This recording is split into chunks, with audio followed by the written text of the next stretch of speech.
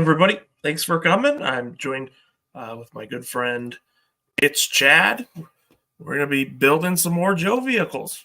Hey, let's build some Joe vehicles while I'm like 3/4 asleep. Yep.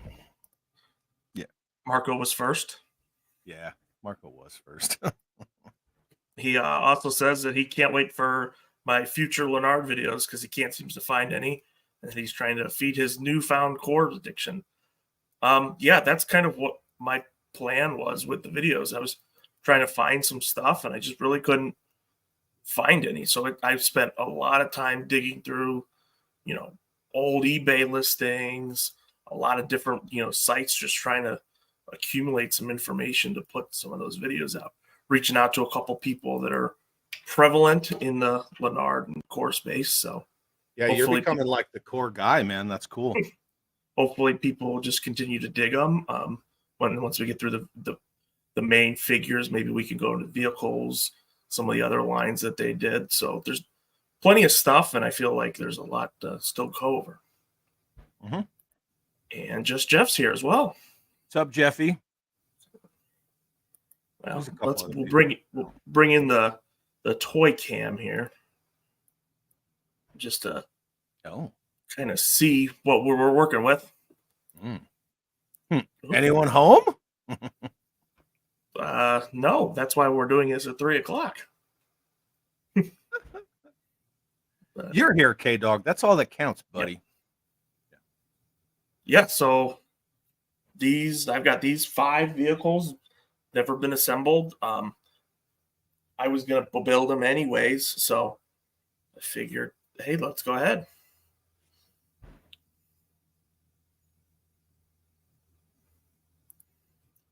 Robert's Infinite Realms is here.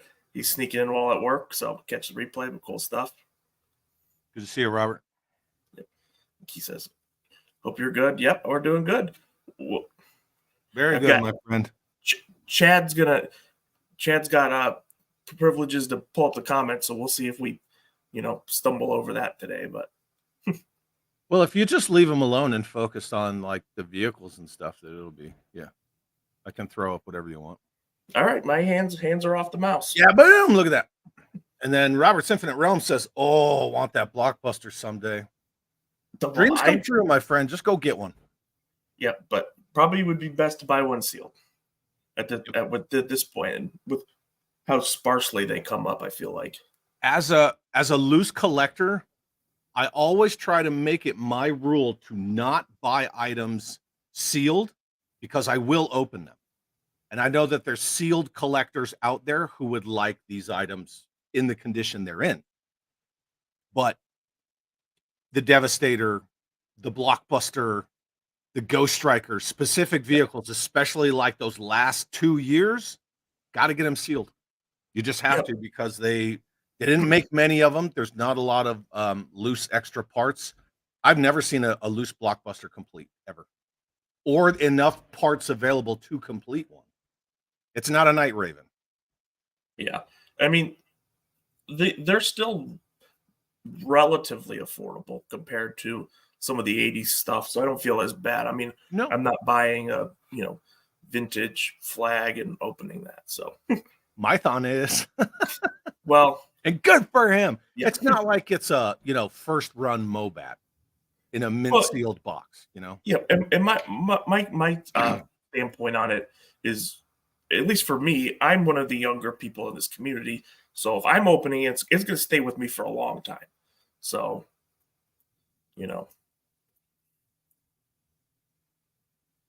shameless plugger. Timber got a package from Hooded Cobra Commander and put out an unboxing video. I wonder what he sent him. I'll probably have to check that out.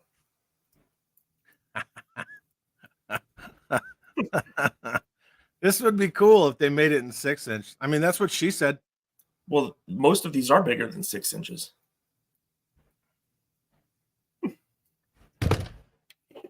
Yeah. And now he says he's done. Well, so I'm going to get started. If anybody's got any specific one that they want me to start on first, it doesn't really matter to me. So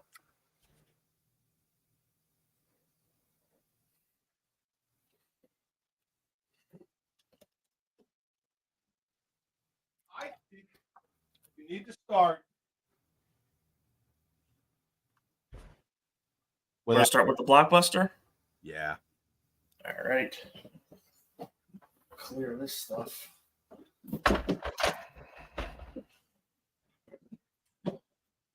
There's your puppy. Yep, she heard the chair move and she thought we were going upstairs. Oh no. No. We're not going upstairs. And now look, Ryan's back. We missed you, Ryan. All right, so this one's got actual just tape on it, so slice that.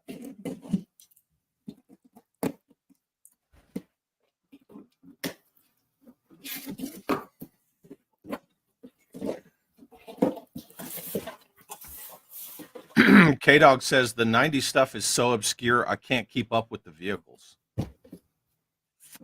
Yeah, I mean, they're What is that? different, but I think once you have them in hand, I think they've got a lot of charm to them.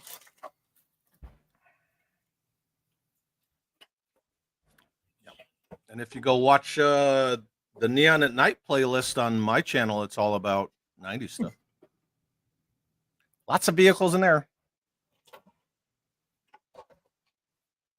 I can. Did you intentionally turn your other camera off? No, I think I set something on the computer mouse. I'm just checking. Everybody wants to see you. So on the bright side, it looks like everything's here. So. Yeah.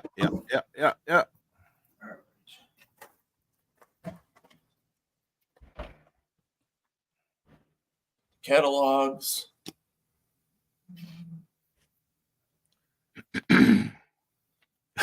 K-Dog says there's a lot of cool vehicles from the 90s, but the septic tank can go all the way to hell. It's actually the only time that the hiss is referred to as a tank, by the way. Oh. I don't know. I got a affinity for the septic tank when the modern DTC version came out. Since the 90s one was the only version of the hiss I never had, I just got it. Because why not? The modern one was a reuse of the 2005 mold, right? Yeah, the DTC. Yeah. Just Jeff is asking, did they make a lot of Ninja Force vehicles? Nope.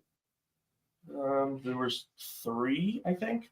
The motorcycle that nobody could use. Yeah, and then there was the little Battlematic Ninja slicing vehicle things. All right, so it looks like a lot of Ninja stuff. They should have redone gliders for the Ninjas, and I mean like brought back the 80s gliders.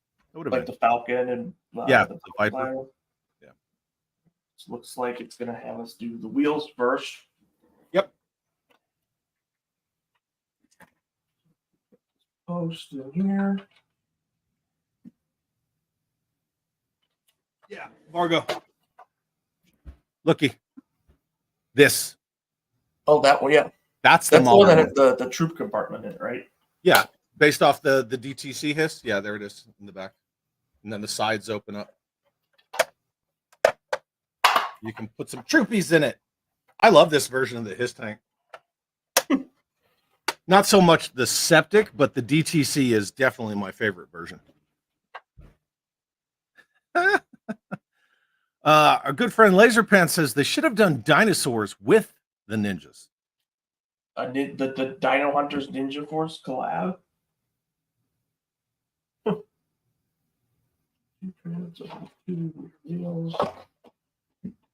Yeah, so that's the little.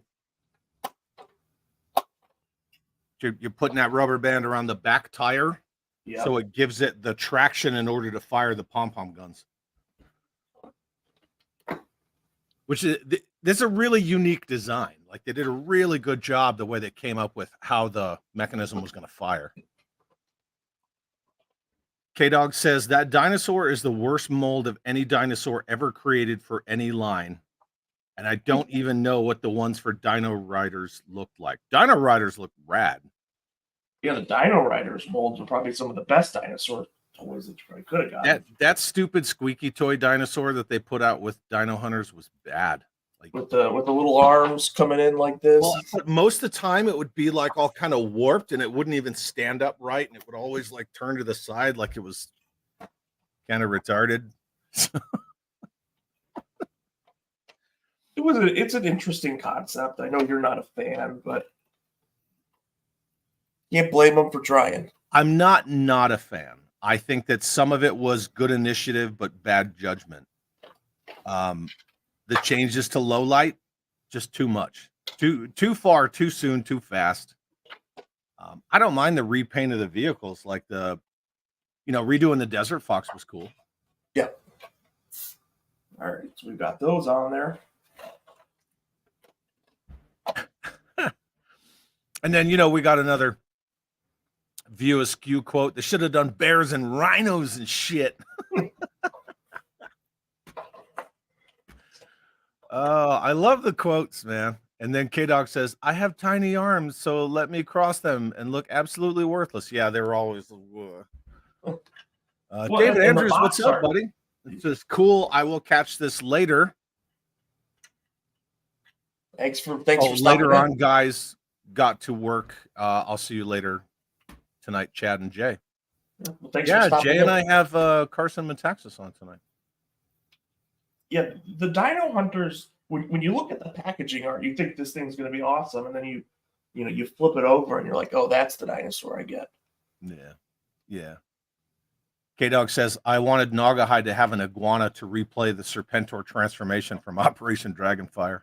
And the implied task is he gets eaten, right? Like we're all on the same page with that. That's the implied task. Yep. Just Jeff, still waiting for someone to make classified scale Dino Hunter vamp with the JPT Rex. Like the logo? Yeah. Not Top Goons here. What's up, buddy? Good to see you. Mo's here as well. Hey, Mo. All right. So we got those snapped on and nothing broke. So we're rad. Moving along. You got all four of your guns in the front? They like to slide. So. Yep. Okay. But what would have been cool if they could have tied those in with these rear wheels. So when you rolled these, that those spun too. Yeah.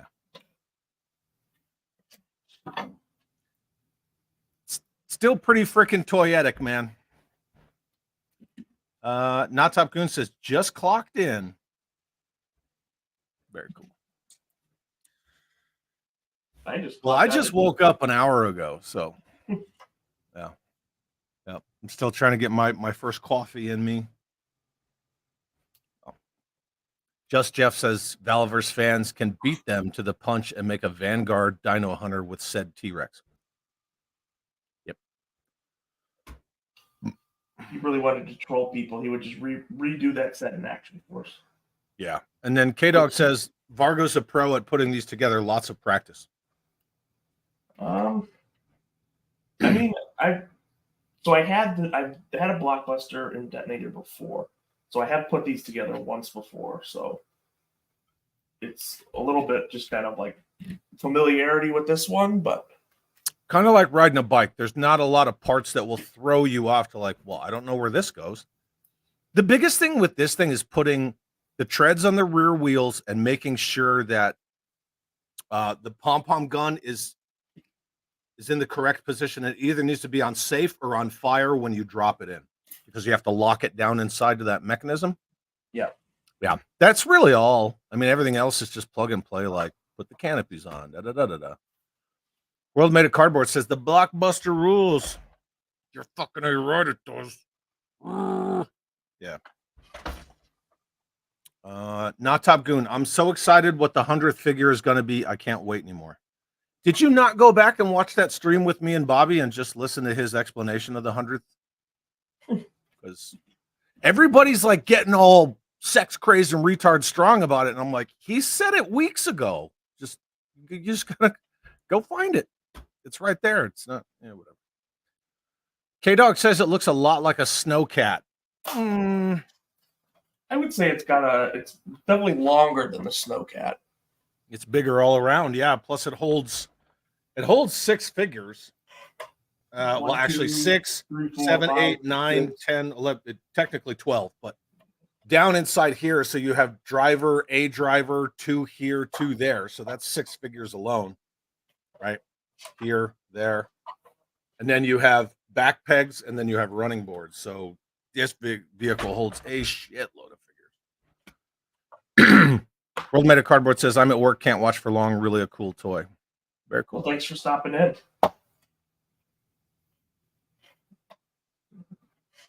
Put this stuff on here. So now we've got the Blockbuster. Get it, boy. Yeah. So it's like in and out, right? Yeah.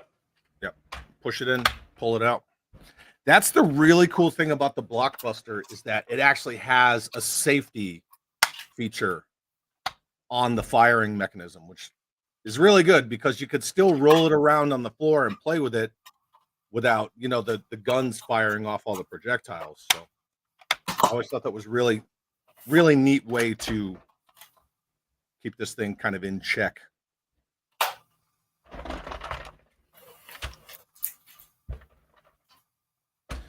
Are you going to open Wind Chill or are you going to leave him in the bag? He'll get open. I left mine in the baggie with his weapon. I just put him in the driver's seat in the baggie.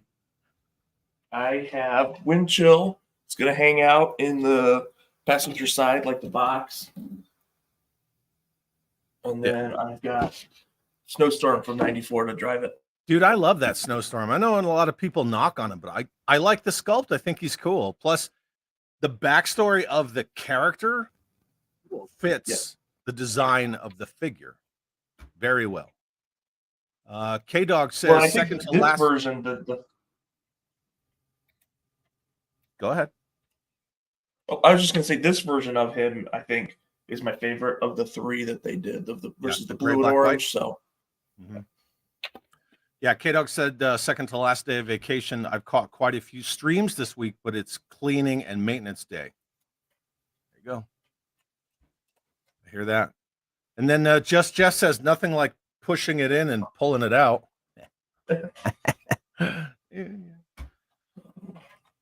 Marco, I can't recall in my memory ever seeing a vehicle being put together, even though I'm sure I probably watched my dad do it.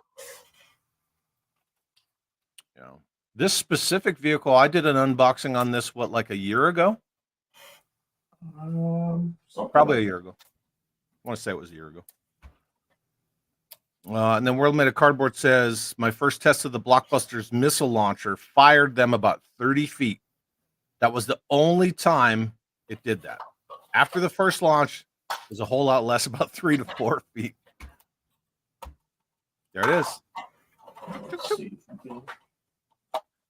Dude, that detonator, that thing will fire across your house. For sure. There you go. And then World Made of Cardboard wants to know, why can't my Prius have 4 Gatling cannons in the bumper? I don't know.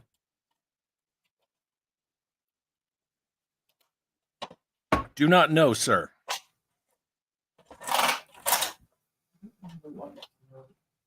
K-Dog, do either of you get blowback, no pun intended, from people upset about you opening vintage toys? Yep. I haven't yet, but if anybody says anything, I'm gonna tell them to politely fuck off. Yeah. I mean, by all means, take a giant step back. Go pound sand because this is mine. Yeah. But yeah, people love to, and that's partially why I said earlier I don't like to buy sealed items if I don't have to. Because there are the sealed people, not because somebody's going to get butthurt. I don't care if they get butthurt, but because there's someone out there who wants to buy it sealed. World Made of Cardboard. I mean, I think, like we said, something like this where it's almost impossible to find loose. If I could find a nice loose example of the Blockbuster or the Detonator, that's the way I would go. But at this point, well, yeah, why not? Because you'd save a few dollars anyway. yeah, I mean, and then this way you get to build it. So, World Meta Cardboard says Cobra Detonator when Nerf meets ballistic missiles. I love it. I freaking love that vehicle. Everything about it, the way that the gears kind of go into the gun turret in the back. Oh, Laser Pants is asking, do you care if he's butthurt? I do. Yeah. Like as long as it's not about opening vintage toys. Like that. Yeah. All right. So we've got this thing all assembled. I mean, still, it's, nothing Joe's that complicated. I mean, fortunately, they realized that kids were going to be building this stuff. So. I mean, that was always half the fun of getting Joe vehicles, using the blueprints, building it, putting the stickers on yourself. Like, you have a stake in how this thing winds up when it's ready for playtime. So, get them tweezers, boy.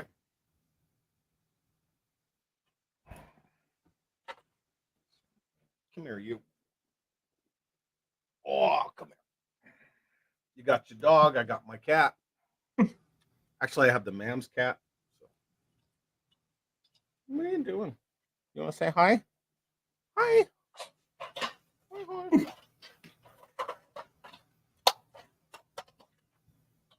Old man. I got my old man.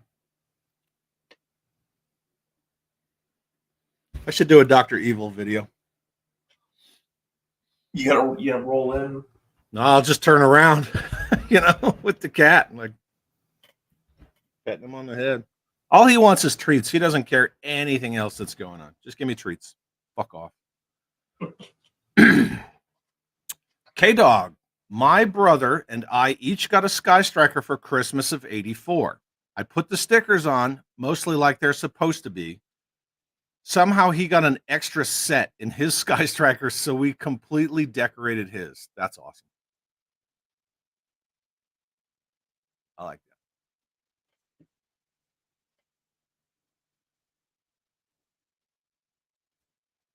World Made of Cardboard says the 90s Joe vehicles all attempted impressive play features. Detonator, Blockbuster, Liquidator, Ghost Striker, Battle Wagon, all cool. Yep. They sure did. But that's something that Kirk Bazigian and Steve Duguano did intentionally because they were learning that kids didn't just want static little dollies, and they needed more. And it helped that in the Kenner Tonka or Tonka Kenner whatever acquisition that they acquired Nerf. So there's that, and Play-Doh. So that's how we got the bio armor, right? Yeah, and this guy. Oh, wrong camera. My bad. Well, I can do this one too. Yep. Monstro Viper. Yeah. Oh, Mojo's here. Mojo86 says, okay, I'm here. What I miss. Hi, Chad and Vargo. Hello, good sir. Good to see you. Mr. Vargo just unboxed and is stickering his 1994 G.I. Joe Blockbuster, which is the very last large vehicle ever produced for a real American hero. Yeah, I mean, certainly a good one to end on, at least. Yeah. I mean, 95 would have been probably even better to end on. Oh, man. Yeah, because 95... Cat, I'm going to friggin' throttle you in a second. Because 95, we would have had this bad boy in OD Green with a new version of Steeler.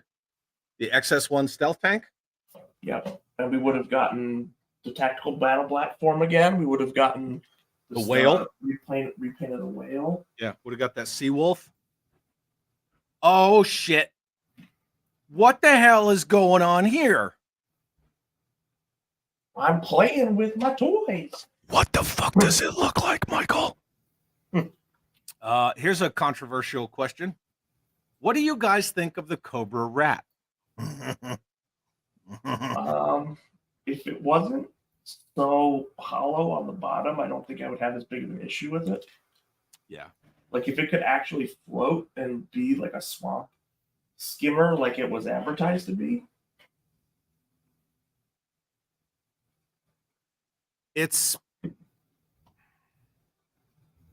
I don't remember what the manufacturer suggested, the MSRP was for the rat back in the day.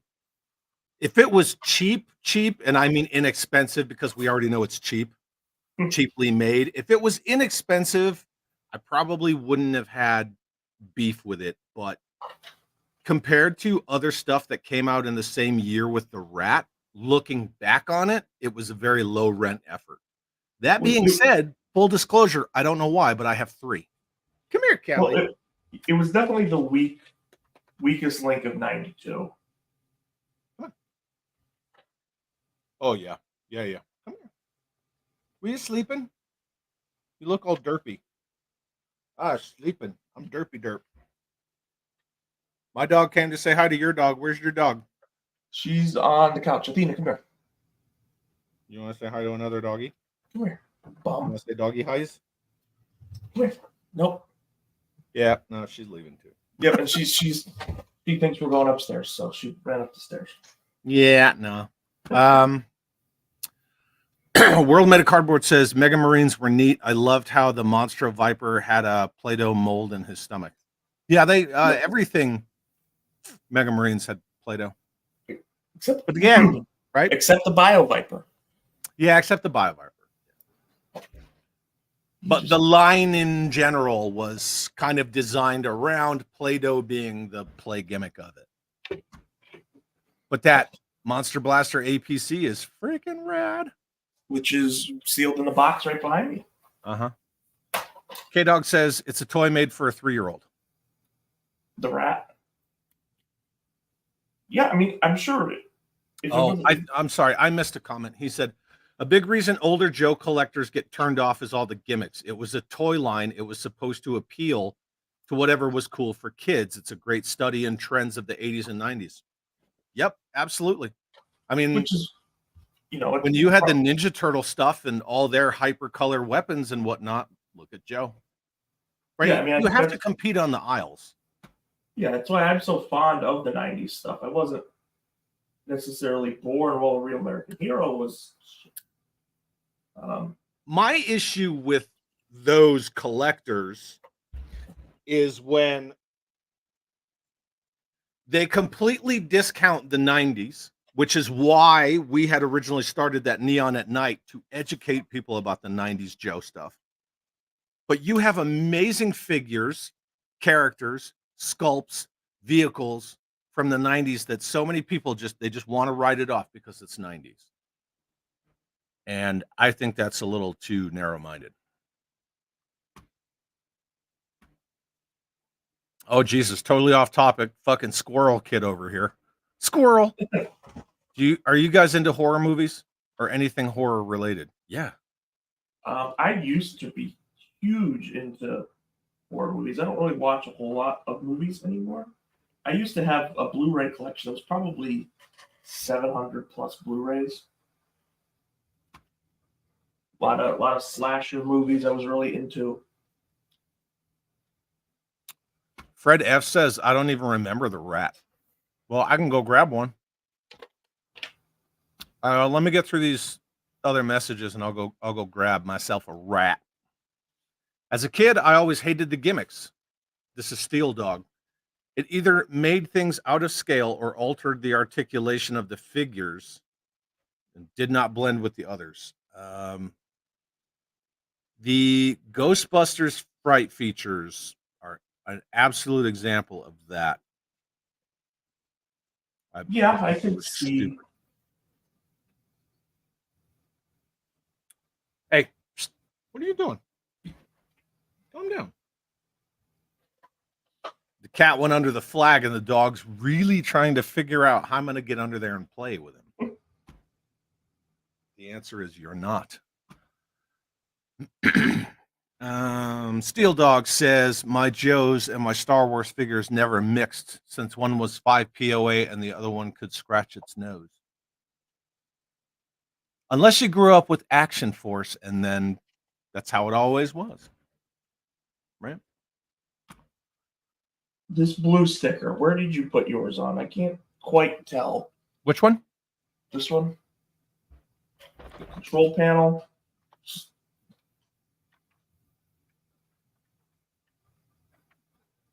That one? Yeah. You put it inside there. Yeah.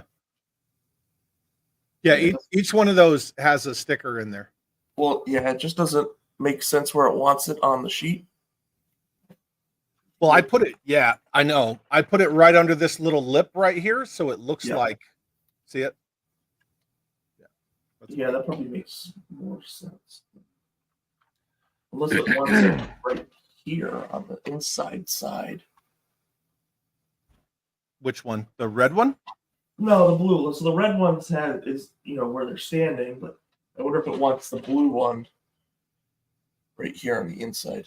No, the blue one's supposed to go in the front. This guy. Not the back one. This one. Okay. Well, I mean, that's where I put it. Look. Yeah, that's what I did. So each compartment has a sticker in it. Yeah. Boop, boop, boop, boop, boop, boop. Just like that. I put it right under that. That's me.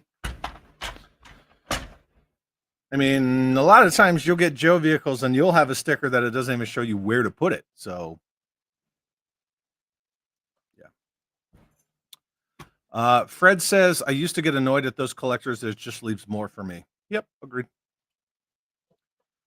K-Dog says, the gimmicks I could live with, the Play-Doh, no offense, was over the top. Yeah, I mean, it's not an offense thing. Yeah, I mean, that's the thing about being offended. People choose to get offended. And getting offended over something like that is ridiculous. Nah, man, I totally get it. Yeah, it is completely a gimmick. Yeah, the Play-Doh, I had a few Mega Marines that I got from a garage sale. I mean, I could care less about the Play-Doh feature, but the figures I didn't mind. Yeah. So, Plastic Mercenaries here and says, what's up?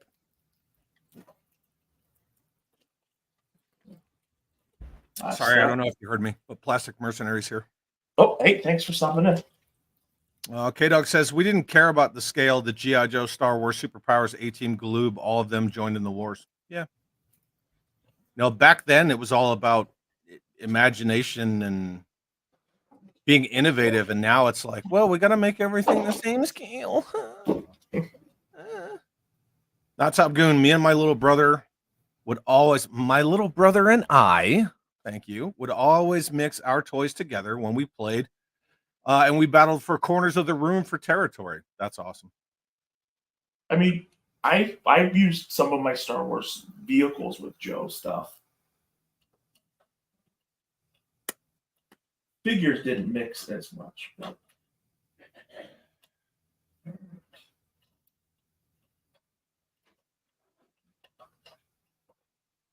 All right, so we've got the Blockbuster all finished up. Yeah, is it done? Yep.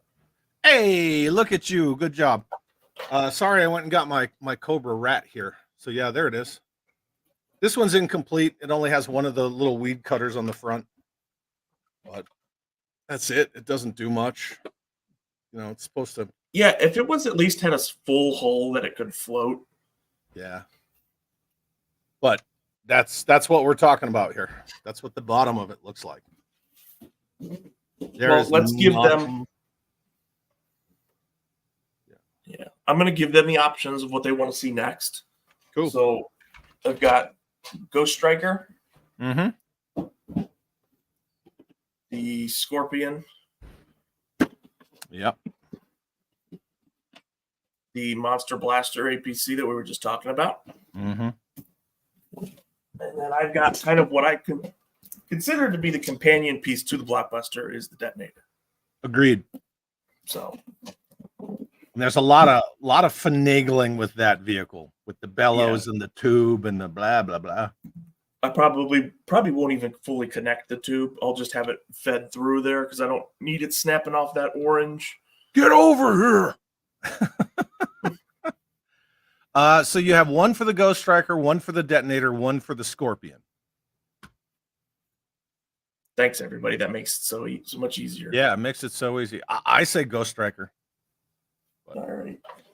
We'll go with the Ghost But Striker. you know, then. don't listen to me. I'm waiting for somebody else to chime in. K-Dog says, I love Gone Fishing Bazooka. Oh, you got 2 for Scorpion. All right. Well, the Scorpion's small enough that one should be. You got 3 for Scorpion. Yep, Scorpion at B.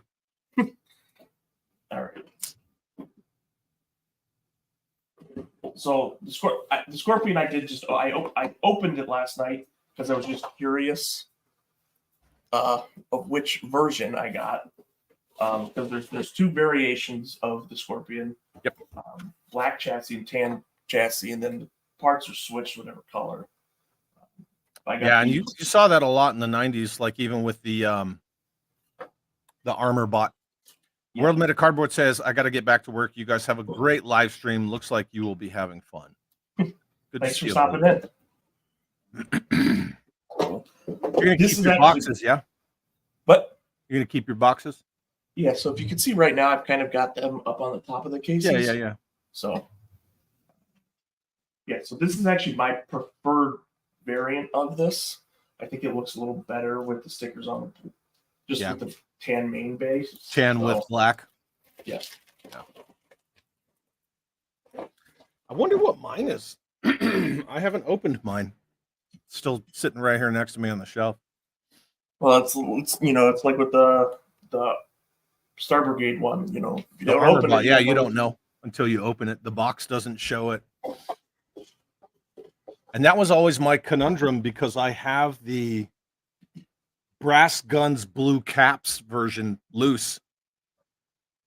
And I don't know which one's in the box. If it's another Brass Gun Blue Cap and not Blue Gun Brass Cap, why would I open it? So Occam's razor, right? I'm just not going to touch it. Just pretend that you have the one that's your. Yeah. Richard Vasquez, do either of you have the Hiss 3? I was out of toys by then, but it's the best version because it has a Hiss 3 is the blue Hiss. Yeah, so he means the DTC Hiss, right? Oh no, he says Hiss 2. I'm sorry. It's 2 with a question mark. Wait, 1. Of course I do. Come on. Mr. Vargo, how many Hiss tanks do I have? I think you said 57. I think that's your number. 58. Yeah. 58. That was close.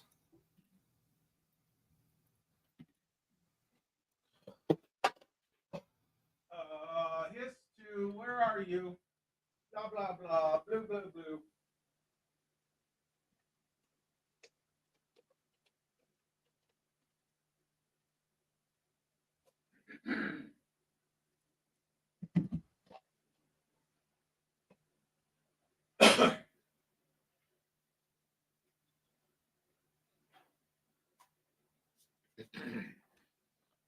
Okay, everyone knows I'm a Chad, right? Yeah. Okay. But you're not really a Chad. You're a Chad, but you're not a Chad. I think we that's what we decided. Yeah. Okay, Richard, here we go. So Hiss 2. You can see the track Vipers in there. Fantastic vehicle. Yep. Has the little troop area. You see it still has the little lap bars and everything in there. So this one is Hunt It complete. And I love the way that cockpit drops down like that. It's so freaking good. That was the original design for the Hiss tank, by the way. Originally, the Hiss was supposed to have that drop down cockpit like a jaw. Yep. If you get Dan's books, it shows some of the concepts. Dan's books. But you guys ready for this? Here's my freaking Iron Grenadier version. Look at me. I made an Iron Grenadier version. Yeah. So, yeah. The Hiss 2 is phenomenal, man. Such a fantastic vehicle. The DTC and then this. Oh, sorry. There's a little dust on there. The DTC and then this one, 100% my favorites. Completely customizable. Very toyetic, lots of play features to them. They're freaking awesome, man. So yes, I can't agree with you more. Beep.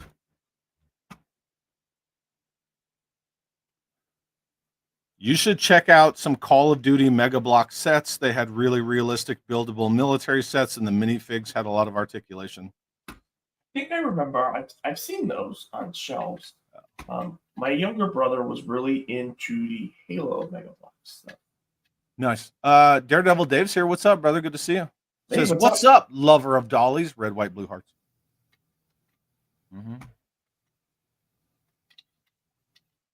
And then Nicotrona says, owner of one St. Peter's scale hiss. Very cool. Steel Dog, I was a fan of the Tomahawk and the Desert Fox. I love the freaking Desert Fox. That's such a fun little vehicle. Yeah, the Desert Fox is a lot of fun. Holds a lot of Joes, too. So this is the one thing that I don't like about the Scorpion. So if you look on the box art, it's got the spring-loaded launcher on the back here. Yeah. The little Gatling machine gun up on the front. Mm-hmm. But for whatever reason, they switched the peg holes on the actual thing. And it drives me crazy because I would much rather have this in the back than on the side. I hear you. All right. I'm going to throw these vehicles up because I'm running out of space on my desk. Fred F. Not Joe, but we recently picked up the Jurassic Park armored vehicle. That thing is awesome. Are you talking about the one that just came out? I think a lot of people have been saying the one that's like a JLTV, like a joint like tactical vehicle, or the one where because Jurassic World, Jurassic Park. I'm not going anywhere, but will Resolute Joes fit in the vehicles? Yeah, they absolutely will. The only thing you got to remember, Jeff, is that modern construction Joes aren't all based on the same height kind of buck. So you're going to find some vehicles where any modern figure will fit in them, and then you're going to find other vehicles where you got to put like a modern Scarlet, right? Because she's like a little leaner, a little smaller. Yeah, I would say probably 90% of the vehicles probably work with modern construction. The only one that really sucks, just because of the height of the figure, is something like a Mobat, where you just put them down inside. So that's why when I show my Mobat with my modern Steeler, he's hanging out of the top of the turret from like mid-thigh. It's not at his waist. He's very well. The very Dragonfly's one too, right? Let me. I don't know. Let me look while I put these away. Oh yeah. I actually don't have any figures in my Dragonfly.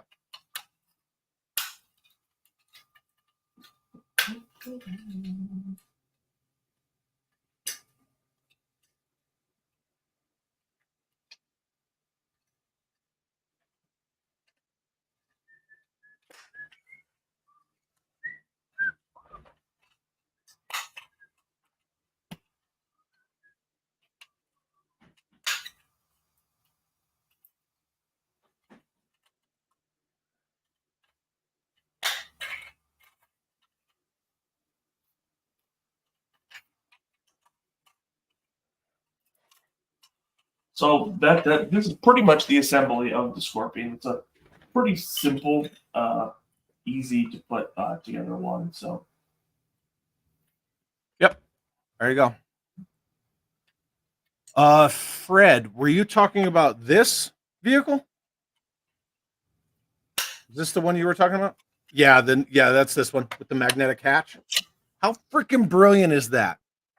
As a customizer, I'm all about using magnets, and the magnetic freaking hatch.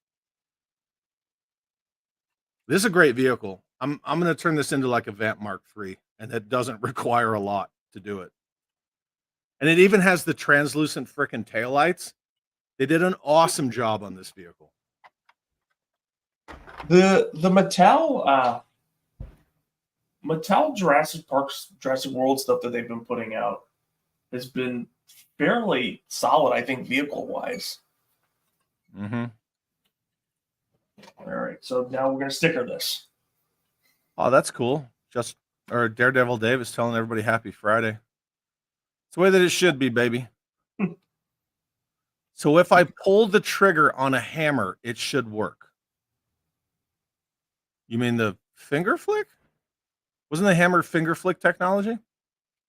Yeah, it was just used.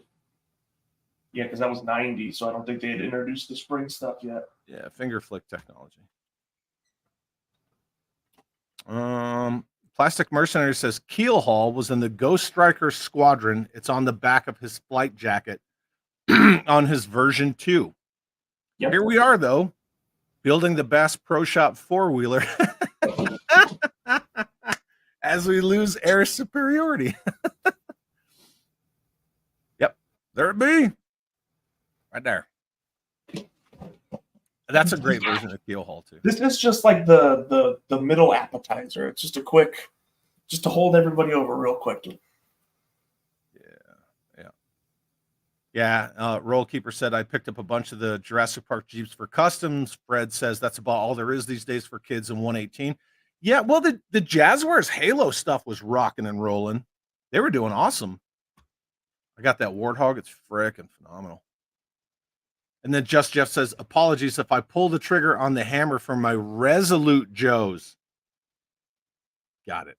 They should fit. Yeah, the camera's got a ton of space in it. Yeah, exactly. Pull the trigger. I see. Richard Vasquez says, G.I. Joe 90s vehicles, finger flicking good. That should be a Neon at Night topic or title. Finger flicking good.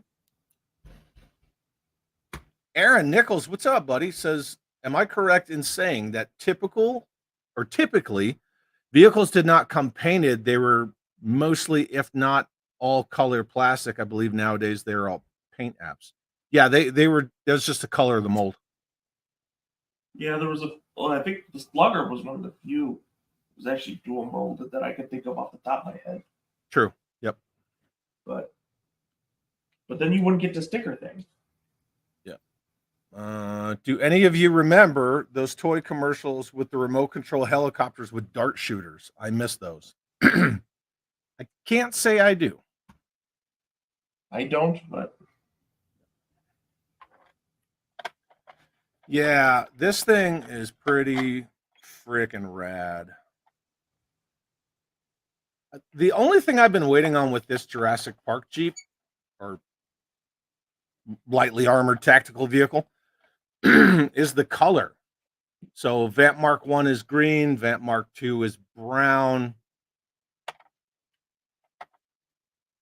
I don't want to say black, right? Because that's just pretty. Oh, Night Force. Well, that's kind of easy. I don't know. Gray? Maybe gray? Tiger Force it. Get the fuck out of here. Tiger Force it. No, you crazy Dutch bastard. That'll be a challenge. Oh, very cool. Plastic Mercenary. I rebuilt a Night Raven last night. That's a tough rebuild. It is, but rewarding. That's awesome. Hopefully nothing was broke. Hopefully the landing gear mechanism wasn't broke. I like this. I like Steel Dog's energy. Just to start some shit, what happens when Hasbro ditches classified to go back to 118 scale? I like that. Well, I think you still have a lot. I mean, I feel like a lot of people that are classified collectors still have Black Series, still have Legends. Well, most classified collectors aren't G.I. Joe people. So I they're feel like they're 1/12 scale collectors. It wouldn't be. It's not as devastating as when Hasbro decides we're not doing 1/18 scale. What are you going to do? There's you still have other options. Well, I know he's saying it just to poke the bear, as it were, but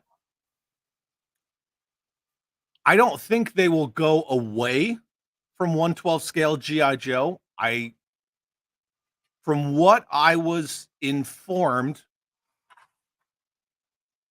by a little birdie that I've talked about numerous times before. I know, Vargo, you've heard me talk about this. Yep. A lot of people have. So the Super 7 thing is done. They've been working on those O-ring figures for a lot longer than people think. A lot longer than people would be really surprised to know that they've been working on that for like 18 to 24 months. So Super 7 is going to take on the risk of all things O-ring 1/18 scale G.I. Joe.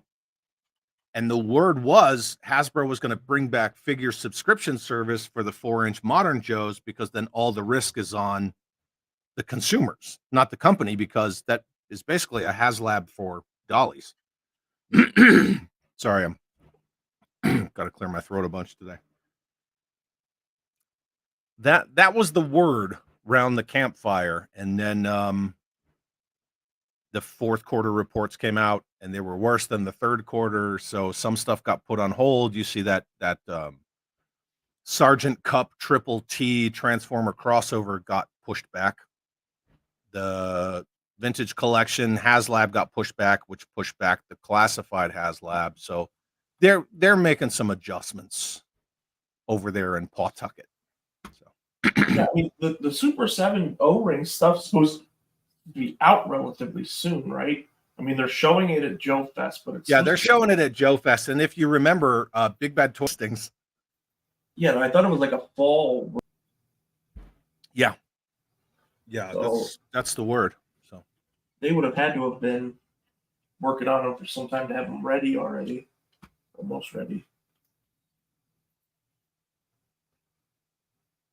There's some alert up in the top corner of your StreamYard. Check it out.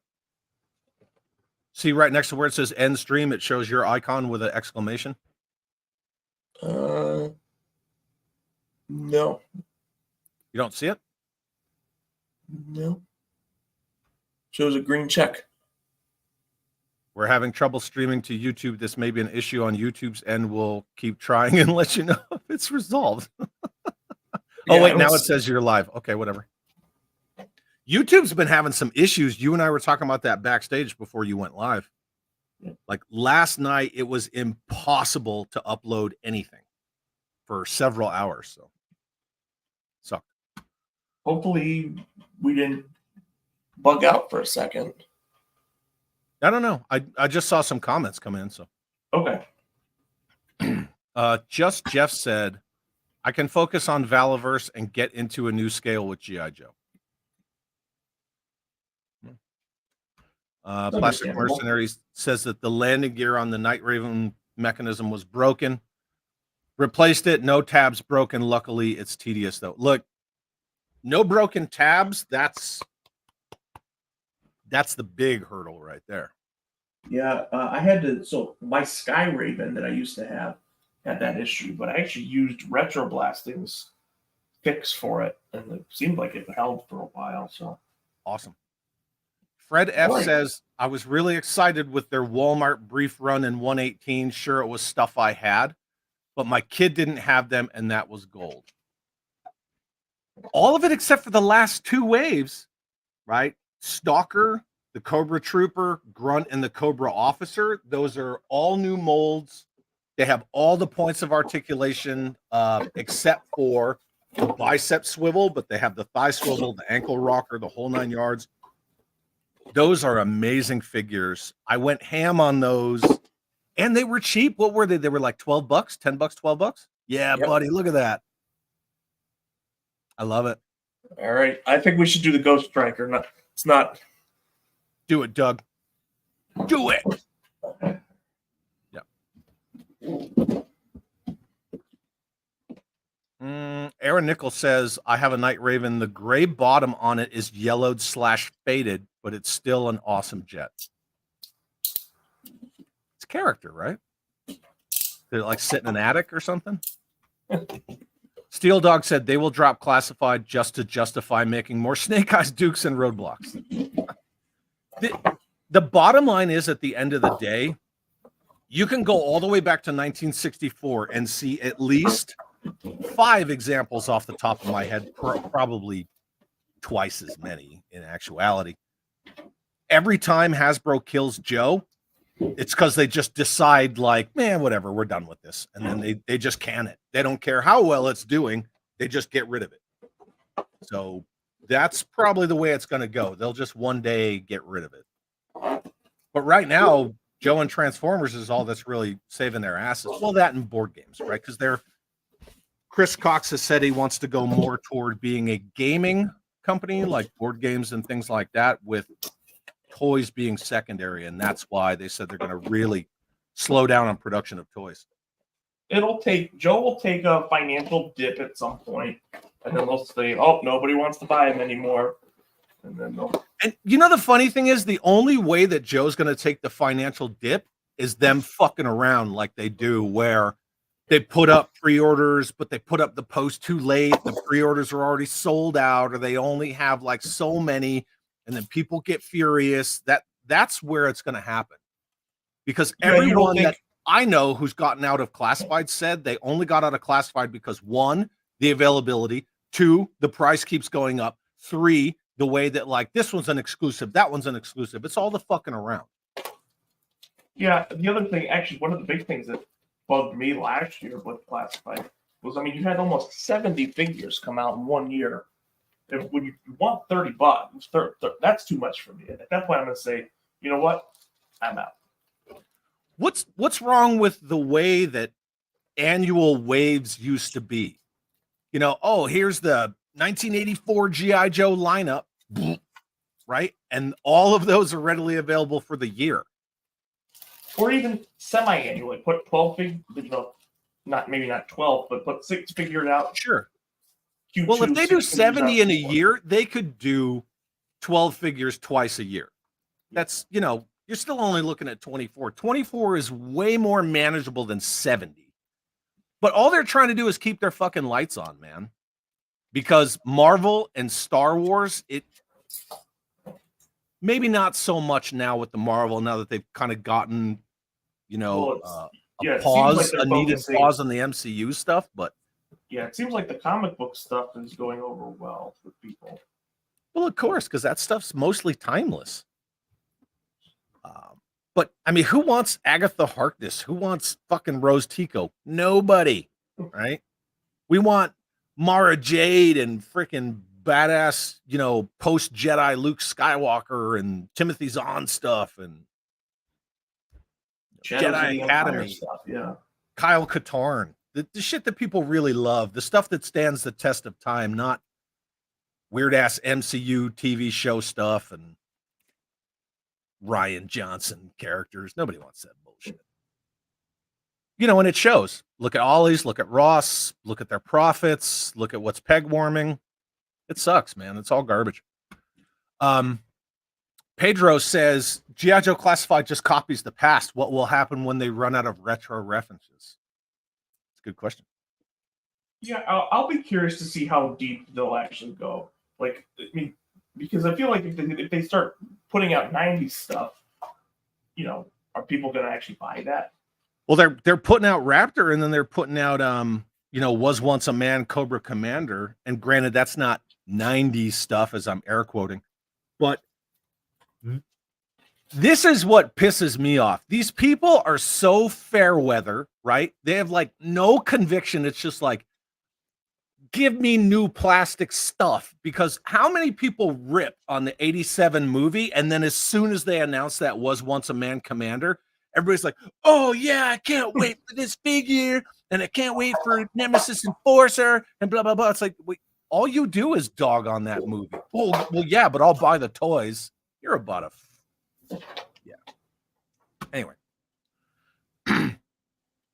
I would have had more respect for Classified if it was something new. Again, my argument was always, when a Real American Hero was still in its infancy in 79-80 with Operation Blastoff and Bob Prupus, they weren't saying, hey, let's take Bullet Man and Eagle Eye Joe and just make them Star Wars size.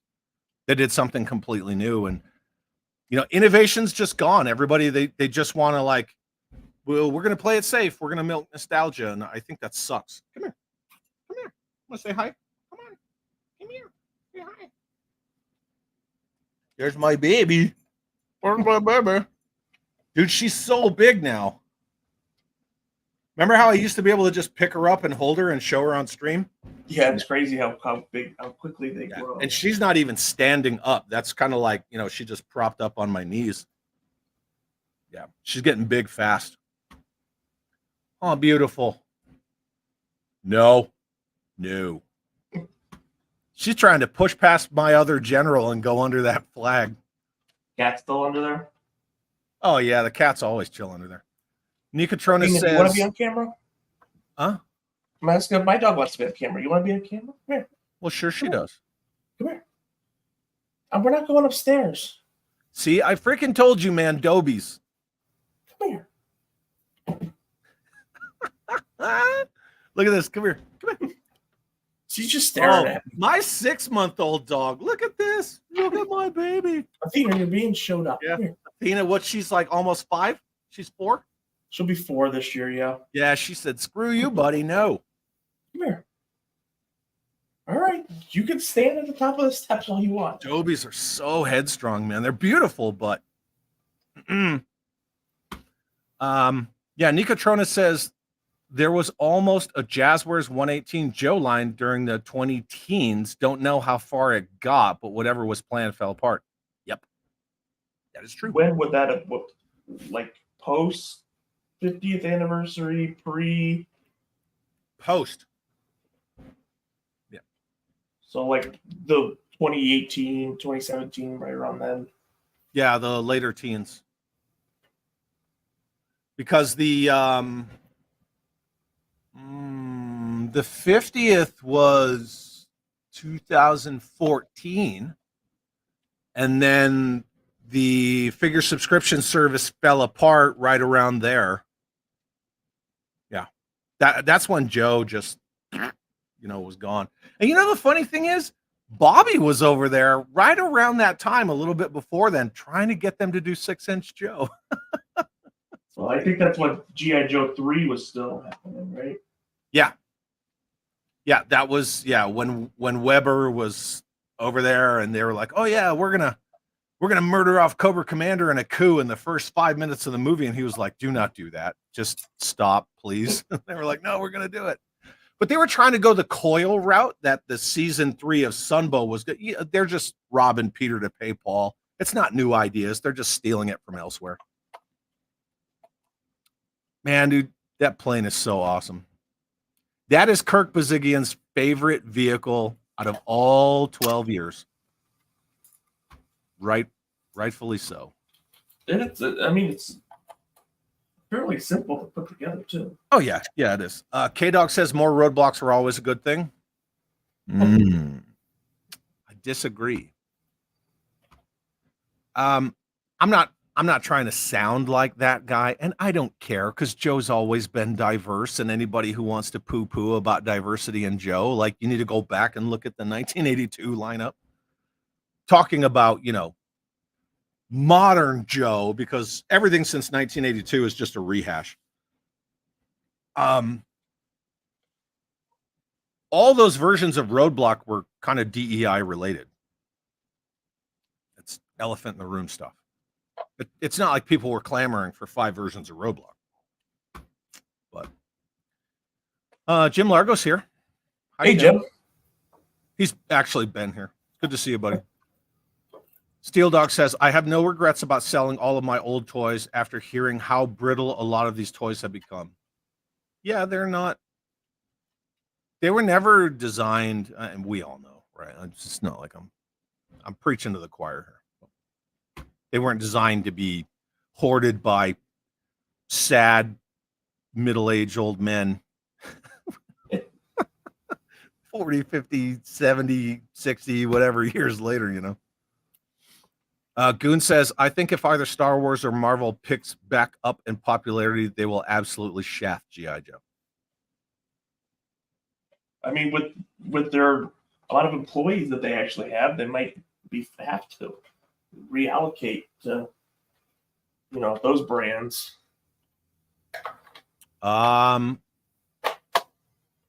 Word was with that first quarter report that not only were they lowering production, but they were going to go fight it out with Disney over those contracts.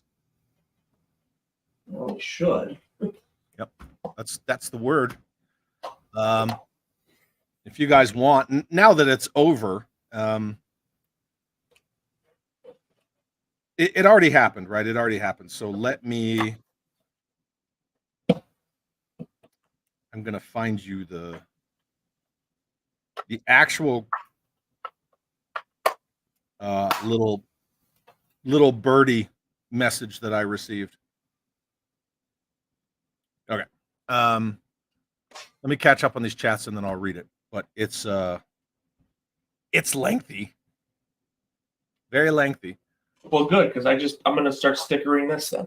Rad, sticker it. And then I'll read everybody some little insider info that I think it 90% of this already came out once they dropped that first quarter.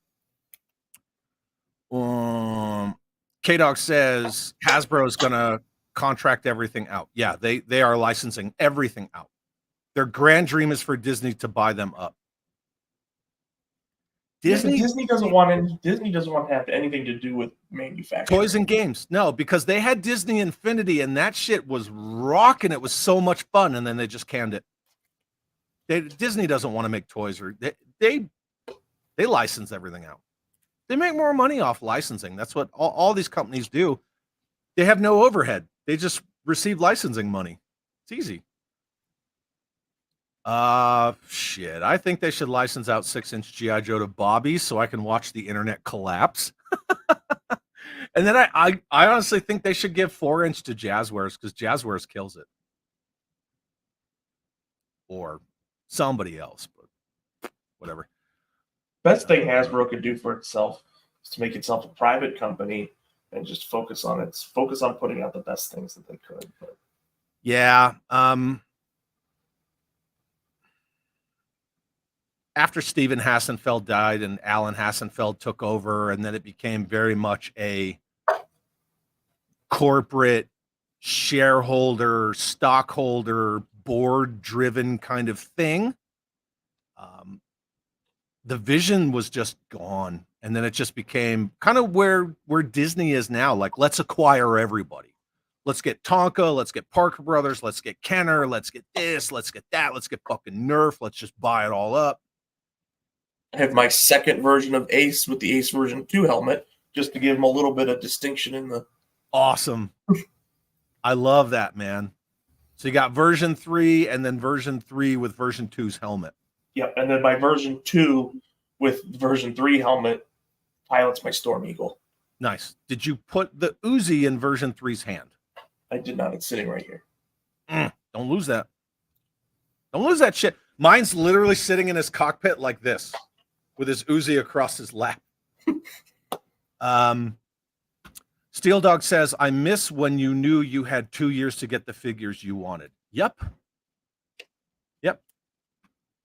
And the crazy thing is, if you look at Classified before they release, let's say, the Retro Scarlet or the Retro Duke, how are you going to entice new people to get into your line when, the first sergeant, the guy, on the front lines on the ground, who's like the quintessential white bread American, corners cut off leader, you can't get him unless you go to eBay. That was what killed Masters of the Universe.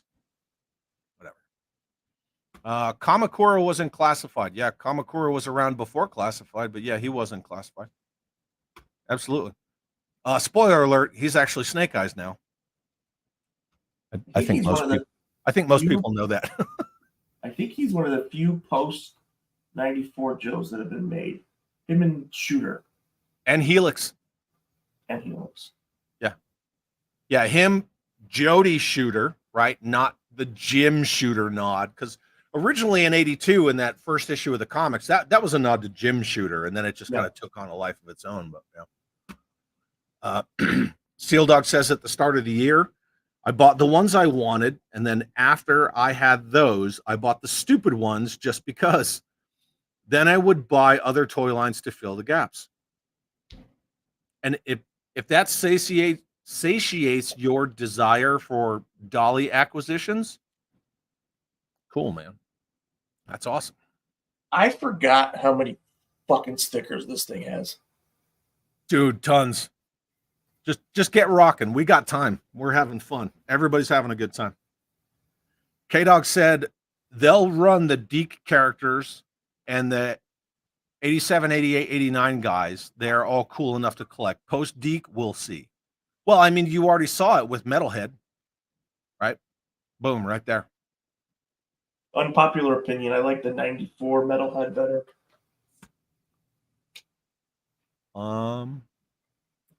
I don't consider that unpopular. Yeah. Might be for some people. I don't. Yeah, but I think in this kind of hobby, right?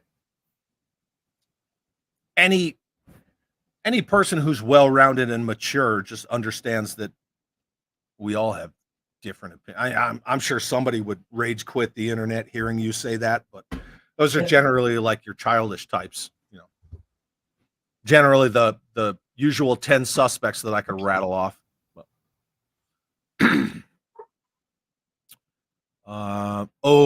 See, I'll agree with this. Steel Dog says Classified should have rebooted Sergeant Savage. I will 100% get behind that. And I think if you wanted to make Classified stand out, why didn't you start doing like unproduced designs from all 14 years of A Real American Hero, or do Battle Corps Ranger versions of figures? Because everybody just wants the same old Shipwreck, this, you know, the same old Duke. It sucks. They should have rebooted Sergeant Savage, but if you notice the way people spazzed out when they had Glenda as a stretch goal for the Dragonfly and no one knew who Glenda was, there you go. Because again, see back to the original theory that most people who collect Classified aren't Joe people. I'm not saying all, but I'm saying the majority are not Joe people. They don't know who Glenda is. They don't know who Sergeant Savage is. They don't know any of that stuff. If you put out like an Iron Army troop builder, they'll have no idea. Yeah, they're gonna think that you're making World War II German soldiers. Yeah, because I can't say that. You can't say that N word anymore on YouTube. It gets you in trouble. Oh yeah. They'll pop you. Yeah. Fred F says what got me out of Classified was the quality control. Bendy gear, floppy joints, useless joints. And the way they address it is by not addressing it, which is not very good customer service. Goon says, and this is a good perspective, for me being the younger generation, I never grew up with the foundations of the original G.I. Joe line. So we're talking about Real American Hero, right? Because that's what everything's based on. Because when I see OG Joe line, I think 64 Movable Fighting Man. When you see Classified, I just see random characters with varying quality and coolness. There you go. Yeah. Richard says there are a lot of posers in collecting. Everyone and their mother hated the 97 Batman and Robin movie. But when McFarlane showed off the figures, collectors went apeshit and foamed at the mouth. That's your fucking comment of the day right there, man. Absolutely. That's fact, start to finish. Same thing with, oh, yeah, the 87 movie's bullshit. Oh, you're making it fucking Was Once a Man Commander. Ah! Nobody wanted Caramel Crunch Snake Eyes until he showed up. And then everybody's like, oh, it's so cool. Plastic Mercenary. I'm a Classified fan. I collect vintage also. When Classified came out with Wolf Spider, I was impressed because it's a fresh character. I think more original characters need to keep Joe alive. Well, that's part of the reason I love Spy Troops and Valor vs. Venom so much. Yep. Is you had your original characters, yeah, but then you introduced a lot of great new characters like Barrel Roll, Crosshair, Big Brawler came in. Bomb Strike. Yep. Dude, Bomb Strike is a badass character. I fucking love Bomb Strike. I'm sorry I'm swearing so much on your channel. I'm not monetized. You can swear when you're monetized as long as you don't swear within the first like 2 minutes of your streams or videos. It's all good. But I just try to be a little more respectful of other people's porches when I'm F-bombing left and right. Dude, I think that's totally cool that you're into all of it. That's rad if it works for you. I don't ever try to come across like I'm crapping on what's going on now. I know sometimes it comes across that way, but it's just an opinion. I also jokingly say that Wolf Spider, aka Parth Varma, is just a ripoff of Beachhead version 3. Because he kind of looks just like Beachhead version 3. Yeah, with the yellow harness. Yeah, well, with the yellow pouches and everything, yeah. Because there's two versions of that Beachhead, like there's two versions of Stalker version 3. Yeah, 94 re-released a lot of the 93 stuff again. Yep. Sure did. Nico Tronus. There's one constant with Joe from 82 through now. They're still the best wrestling figures. I love it. All right, I'm going to pause here on the comments and read this. Okay. Because I'm getting so far away, I think the context might get lost. All right, this is verbatim. I'm not going to cut anything out because there's no names. This stays between us until after tomorrow's Q4 Hasbro investor call. I got word from my source guy. I pinged him because of tomorrow's investor call, and he sent back this. So the rest of this is all quote. Yeah, there's some talk that they have dramatically cut production runs. Like if you don't pre-order exclusives or fan channel anymore, you won't get them. While it used to be a marketing trick, it's not anymore, mainly with Disney products. I'm still hearing no cuts to Joe stuff or decreased budgets. Marvel and Star Wars are getting completely obliterated. Joe's going to see some decrease in production. They are going to dump money into Transformers mostly, and then into Joe, and there's going to be a come to heart, and that's in quotes, moment with the Disney contracts. The bosses, this is right, the bosses better watch their ass. The TF3P companies, Transformer third party, jumping into Joe stuff, and that's the Skyhawk that everyone saw. Yep. Is a turn none of us saw coming. So that is verbatim what was sent to me the day before that investor call. So yeah. Interesting stuff, right? Yeah. Plastic Mercenary says, I have some OG characters like make Torpedo Lieutenant Commander, but have new characters.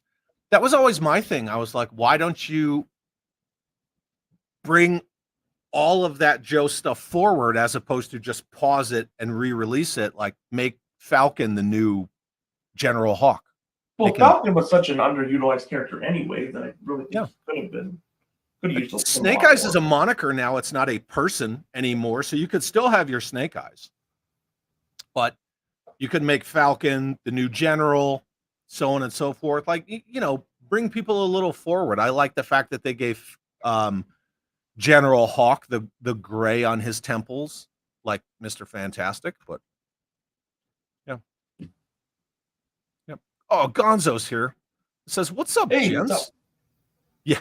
And then Gonzo says, they're military inspired, not military grade. Yeah, well, they actually last longer than military grade. So a lot of our military grade equipment just doesn't hold up to the pounding. So well, that's the joke, right? That civilians think military grade stuff's the best, and then in reality it's whoever they can contract it out for the cheapest. Yeah, but we have some stuff that's really good. Like our sappy plates for our plate carriers. They hold up really well. I had one get ran over by a MATV and it didn't crack. So, Aaron Nichols says, I look forward to see how far and how many of these O-ring lines we get and what type of characters come out of it. And says, I'm all in on the O-rings. Yeah, I know some of the stuff that Longbow's teased, like long term, some of the characters that have been in the comics and stuff. I think I'm really excited for some of those designs to come out. And then Mojo says that your plane is sick, and Plastic Mercenary says that is the best Ace figure. I agree with both. Yeah. Nico Trona says Jazzwares does great vehicles. They absolutely do. Jazzwares cares. I mean, I don't have a whole lot of Jazzwares stuff, but you can tell on the stuff that they put out. Yeah. And then Goonie says, I think reintroducing the line like how they did it with Pursuit of Cobra would have been great. Yeah. Literally just upscale Pursuit of Cobra line as 6-inch and they would have killed it. Basically Action Force now, where they utilize the boxes with file cards and action points, getting the collectors invested in the line. Well, that's Bobby. I mean, Bobby worked on Pursuit of Cobra. That's what he kind of wanted his 6-inch Joe to be. Yeah. Yeah. Pursuit of Cobra and 50th has a lot of Bobby Vala's fingerprints on it. Absolutely. In fact, they took his low light rifle case and they just upscaled it. But you know, when you have a great design, why mess with it, right? Yep.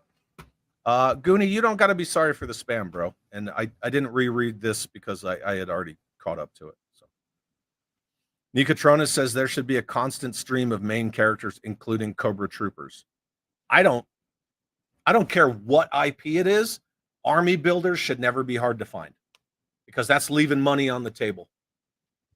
Yeah, I think you always have some really characters that are you should always have some characters I feel like that are carried forwards. Yeah.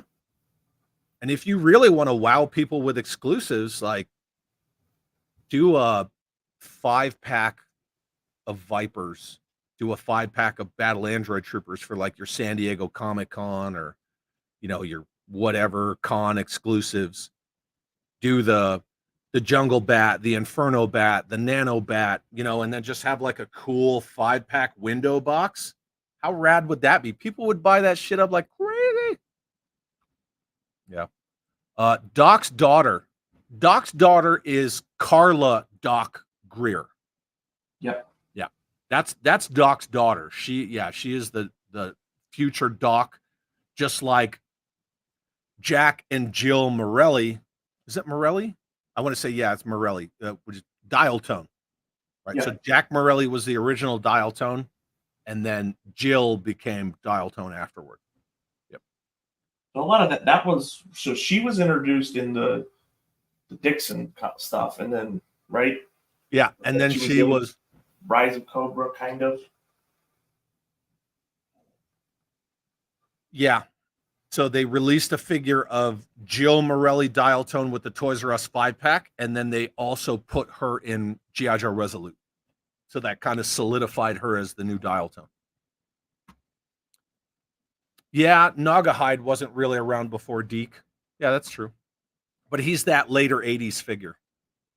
Yeah, some of the 89 characters, I think, kind of showed up in Operation Dragonfly, and then a little bit carried throughout that show. K-Dog says, I swear, though, if they make a Gridiron character with those stupid grenades. Think about how rad a mil spec, which is military specifications, updated version of Hardball would be. Dude, that would be rad. If you put Hardball in like a combat shirt under a more subdued baseball jersey and gave him that 40mm mil core and his freaking ball cap, because a lot of operators wear ball caps, you could make a badass updated Hardball. With my old Joe collection that I used to have, I had a custom Hardball. I used a repeater torso, and then just kind of underneath the repeater torso, kind of made it look like the jersey, just to kind of give him a little bit more. A little more army-ish. Yeah, a little more, you know. Yeah. You know what you were talking about? It's like the version of Bazooka that appeared in the IDW continuity. Yeah, the Chuck Dixon run where he's wearing all OD green with just that 14 on his patch. Yeah, that's how you do that character, right? I would have done Bazooka like that, and I would have done Hawk like that, where he's all freaking torn up with the eye patch, because Hawk with an eye patch means business, boy.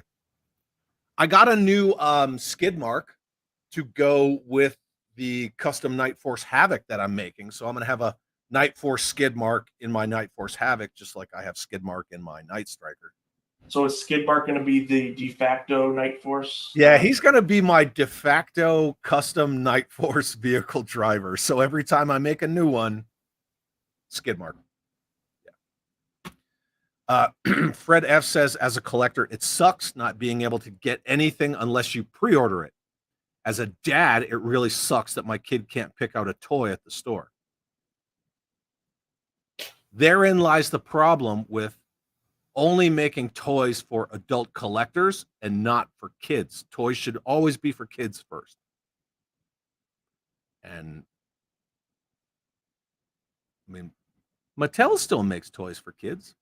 Like, look at Masters of the Universe. That's why I'm so jealous of, you know, the resurgence of Masters of the Universe, because they did it right. They Or like targeted kids and adult collectors at the same time. Or like we were talking about with Jurassic World. Yep. Absolutely. It is sad. It sucks, right? Kids they're not gonna pre-order from Pulse. They're not gonna grab mom and dad's credit card. Like they want to go down the toy aisle. They want to see card art competing with one another and just get whatever draws you'll their never attention. have But what has media? God forbid. You never have that feeling of walking down Toys R Us and just seeing it. Even with Valor versus Venom and Spy Trip, you still had an aisle full of just all the way to the ceiling, dude. Yep. Oh, Nicotronis says Metalhead is shelf warming pretty hard.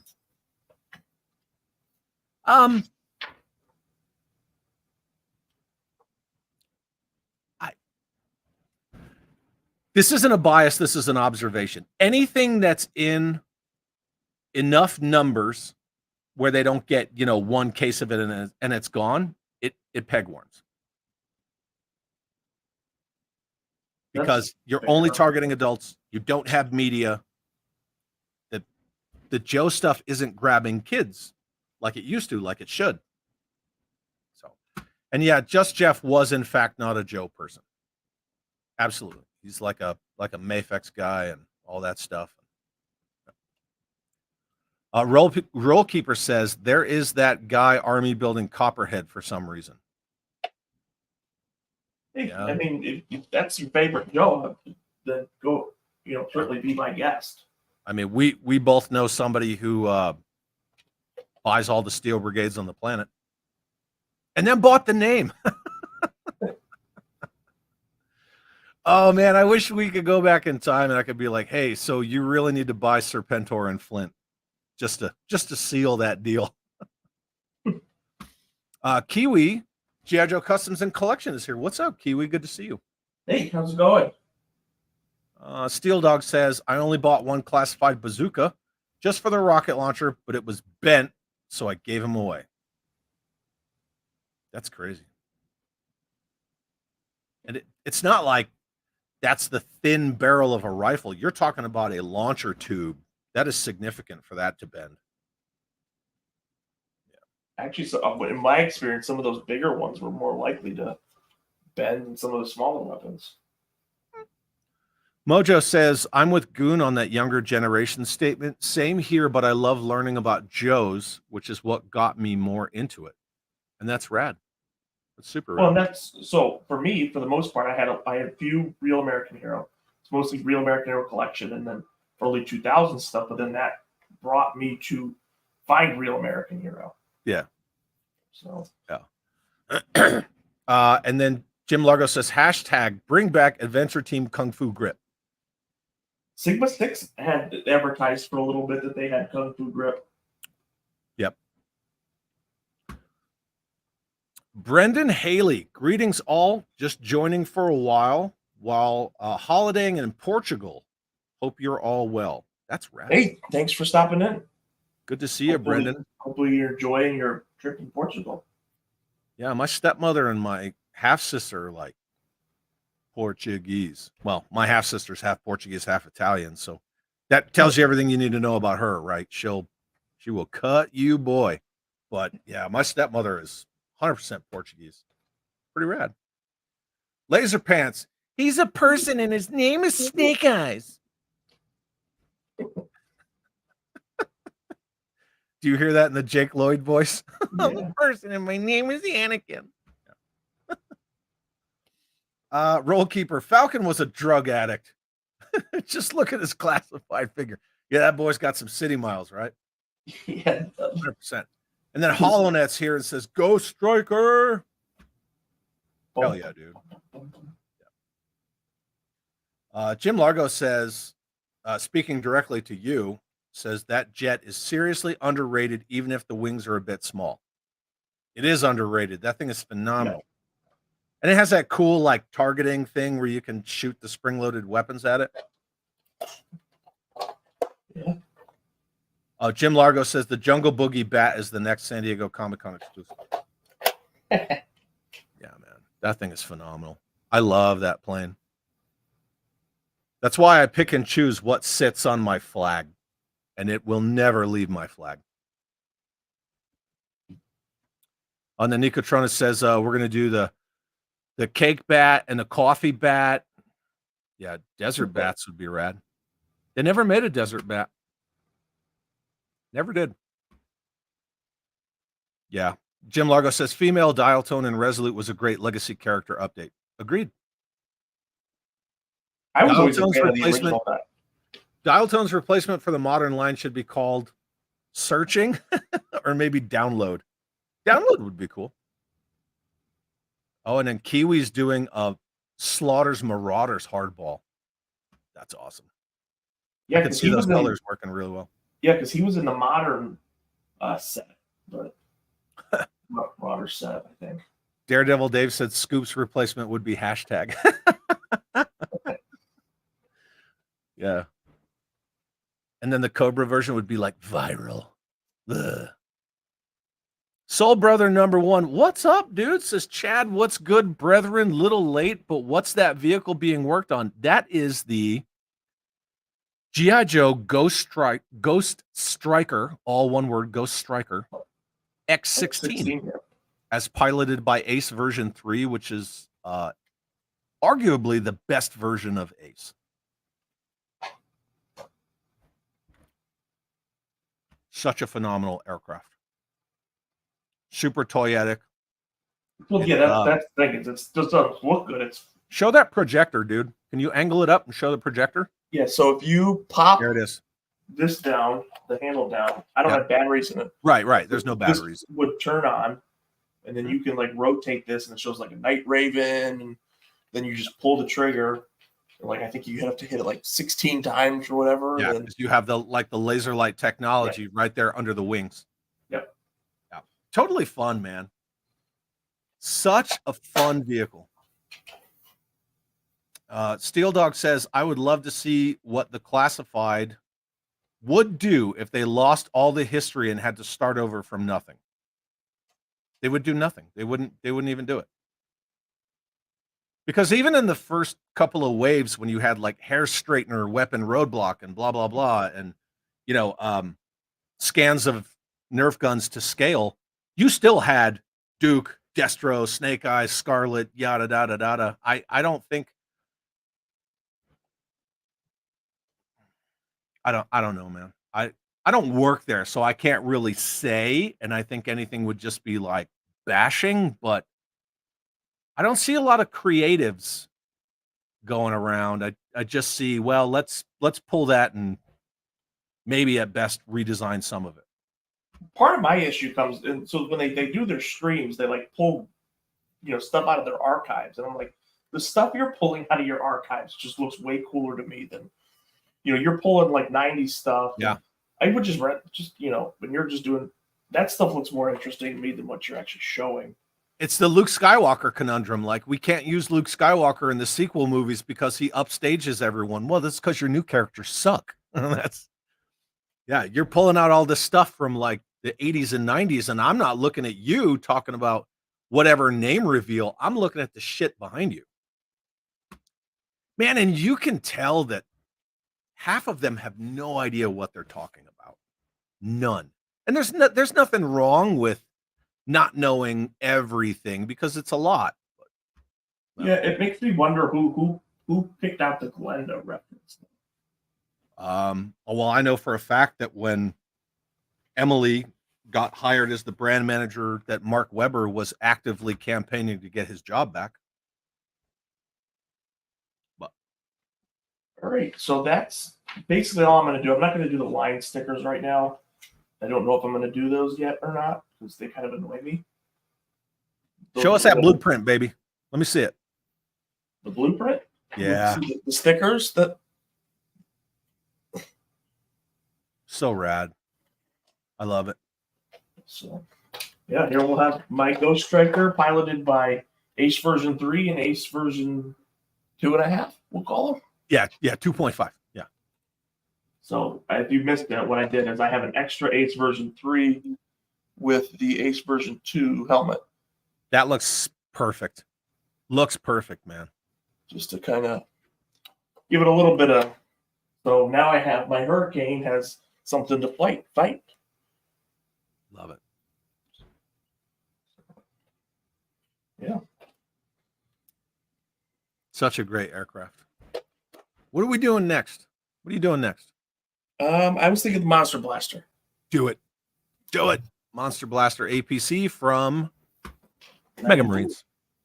And then Soul Brother number 1 says, for sure, all in on the Masterverse New Eternia line. That's cool. While you're getting that, I'm going to try to just get caught up. Jim Largo says, I need a Slaughter's Marauders team in Night Force colors instead of the derpy blue and green. Yeah. Really, if you just repainted the blue black, then you have gray, green, black. Well, and the thing about the Marauders is the vehicles that are perfectly colored because they don't have any of the blue in it. Nope. So. And the Slaughter's Marauders Equalizer is arguably, for me, one of the best Real American Hero vehicles ever put out. And all it is a freaking kit bash. Same with the Lynx. Yeah, weren't they going? They were going to reuse the hammer, and they were going to put the Equalizer turret on the back of it, right? Sure were. All right. Fred F says, that's a bulk of what we buy, He-Man and Jurassic, but even with He-Man, it's moving online in pre-orders. Yeah, a little bit. It is. Yeah. There's Origins, right? Fred, they moved Origins back to like an online only, something like that. Well, I think they're and then they're coming. They have that Filmation line that they're coming out with. Yeah. And then Daredevil Dave says, yeah, that's like the animated Filmation animated style. Daredevil Dave said Cross Country's replacement would be high mileage. Steel Dog says you can tell by the character selection Classified has no clue what they are doing. It's a little all over the place. Like you did a Mad Marauders barbecue and you had the bucks for most of the others and you never did them. But yeah, you've got Spirit, Lowlight, Slaughter. Yep. Yeah. Mutton Junkyard. Yeah. Really, the only one you don't have, I think, is Footloose. Yep. Correct. So, like, Jeff says, wait, Bobby Valla could have bought Flint. Yep. He could have bought Flint and he could have bought Serpentor. So, like the Scorpion, this one also has a variant where the darker and the light green are swapped. So, yep. I actually prefer the darker. And there's actually two different shades of green too. Yeah. So where you have the lime green top and the OD green chassis, some of those are swapped. Yeah. Yeah. So there's actually four technically different variants. Darker top, green bottom, green top, darker bottom, and then the light green and the green would swap. So, yeah, it's kind of this thing fell apart over the years. Yeah. Well, it happens. At least you don't have a busted canopy. Like I did. So Daredevil Dave brings up a good point. Metalhead's missiles will not fit in his launchers. How stupid is that? And the funny thing is the usual suspect troll shit talker types, they don't care about that. And then they buy third-party stuff and they're like, oh, yeah, well, now it's great. But if you point it out, they'll come troll you.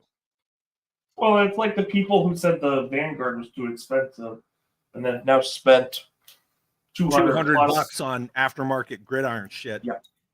Yeah, absolutely. But that's that whole, the positivity police aren't about being positive. They're about you being positive about their stuff. That's it. It's a one-way street. And once you're not, then you're on their radar. And yeah. I'm still working on my video about this. Oh, George Aikens here and says, what's this? Hey, George. What's up, George? Good to see you. He's probably confused because it's a reasonable hour for him. Yeah. Either way, it's good to see you, George. Jim Largo says, I used barricade bodies to make a Captain Power style team. Blue and gold looks cool. Yeah. Not just very tactical. Yeah. True.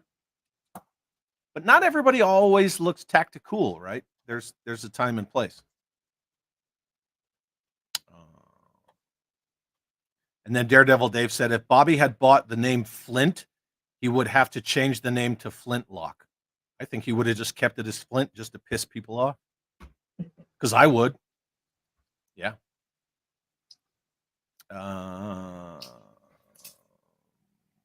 Steel Dog says, I had a hard time to buy action figures for my kids when they were $5 to $10 a piece. There would be no way to do it at $24+ for 3 kids at a time. Nope. Yeah. And that's something that a lot of people have been arguing for a long time, specifically starting with Michael French, is that they have been actively pricing kids out of toys for a long time. Like, that's kind of what you get. You got it? Is it not sitting in there? I think these ones are actually. There's like a left-right. Yeah. Yeah. Yeah, Kiwi says Ace version 3 is badass. Hell yeah. Big M's here. What's up? And says, what's up, folks? Hey. Good to see him. Fred F says, not gonna lie, I would buy classified versions of extreme characters. Could it ever happen? I could see it. Yeah, extreme characters as characters aren't bad. It's just the 7 POA with the action gimmick, and it's very Kenner. Very Kenner. Yeah. But thanks, Alan Hassenfeld and that other female executive who hated G.I. Joe. Man, they totally shafted Sergeant Savage and Battle Corps Rangers, right? Because they were both going to be out at the same time. Just Jeff says, as you can see, we're 100% responsible for the offshore oil rig being lit on fire, exploding, and then spilling out into the Atlantic. Don't worry, Hawk. The public will know Cobra did this. Oh, gotcha. Big M says, I have that one, meaning the Ghost Striker. My electronics still work. The electronics hold up as long as you don't get that battery corrosion on the contacts. For sure, yeah. So in theory, mine should work, I would assume. Oh, it'll work, dude. Yeah, it'll work for sure. I don't have any Joe items where the electronics don't work. Even both the generals I picked up, I just changed out the batteries and well, bam. Mojo86. Why are they not making toys like this now? Laziness? Expensive? Why, Chad? Why? In Bill Shatner voice, why? But why? Spock. Because they don't wanna. That's the ultimate answer. Because look at this, right? We were talking about this vehicle earlier. It's got a magnetic crew compartment. It's got the hatch for a gunner. It's got translucent lights on it. It's got these weird little bashy sides, right? You bash the side. It's got a little action feature. Bash this side. Boom. Oh, come on. And then now it doesn't want to do it. Anyway, I just did it, but bash the side, and then this thing comes and it flips the vehicle. Jazzware Halos stuff. On and on and on. As long as you understand that, God, I feel like I'm just preaching and bitching, but as long as you understand that Hasbro chooses by design to not make play sets, vehicles in 1/18 scale because they want anything that they put out for this, we're talking this specific line for G.I. Joe, to either be fan channel or crowdfunded, make less, charge more, make more. As long as you understand that and you're cool with it, right on. If you're not cool with it, buy other shit. Mm-hmm. And I feel like for somebody that goes to school to be a toy designer, I feel like it can't be satisfying to, I'm sure they have to have these lofty ideas of what they would want, Well, I mean, look at you hear Bobby and why he was let go, right? You just hear about some of the stuff that he wanted to put out. Yeah. But not only that, like, you know, last year at Joe Fest, when Corey was there, remember, he was like, Yeah. he was like the big deal of the moment because he had just been let go from Hasbro and it was very public. And he came to Joe Fest with the Skeletron guys. He and I had a kind of one-on-one offline conversation. And yeah, it's gotta suck being like, oh, I'm a toy designer and now I'm working for like friggin' Hasbro. And then you turn around and you realize I'm working for Hasbro, right?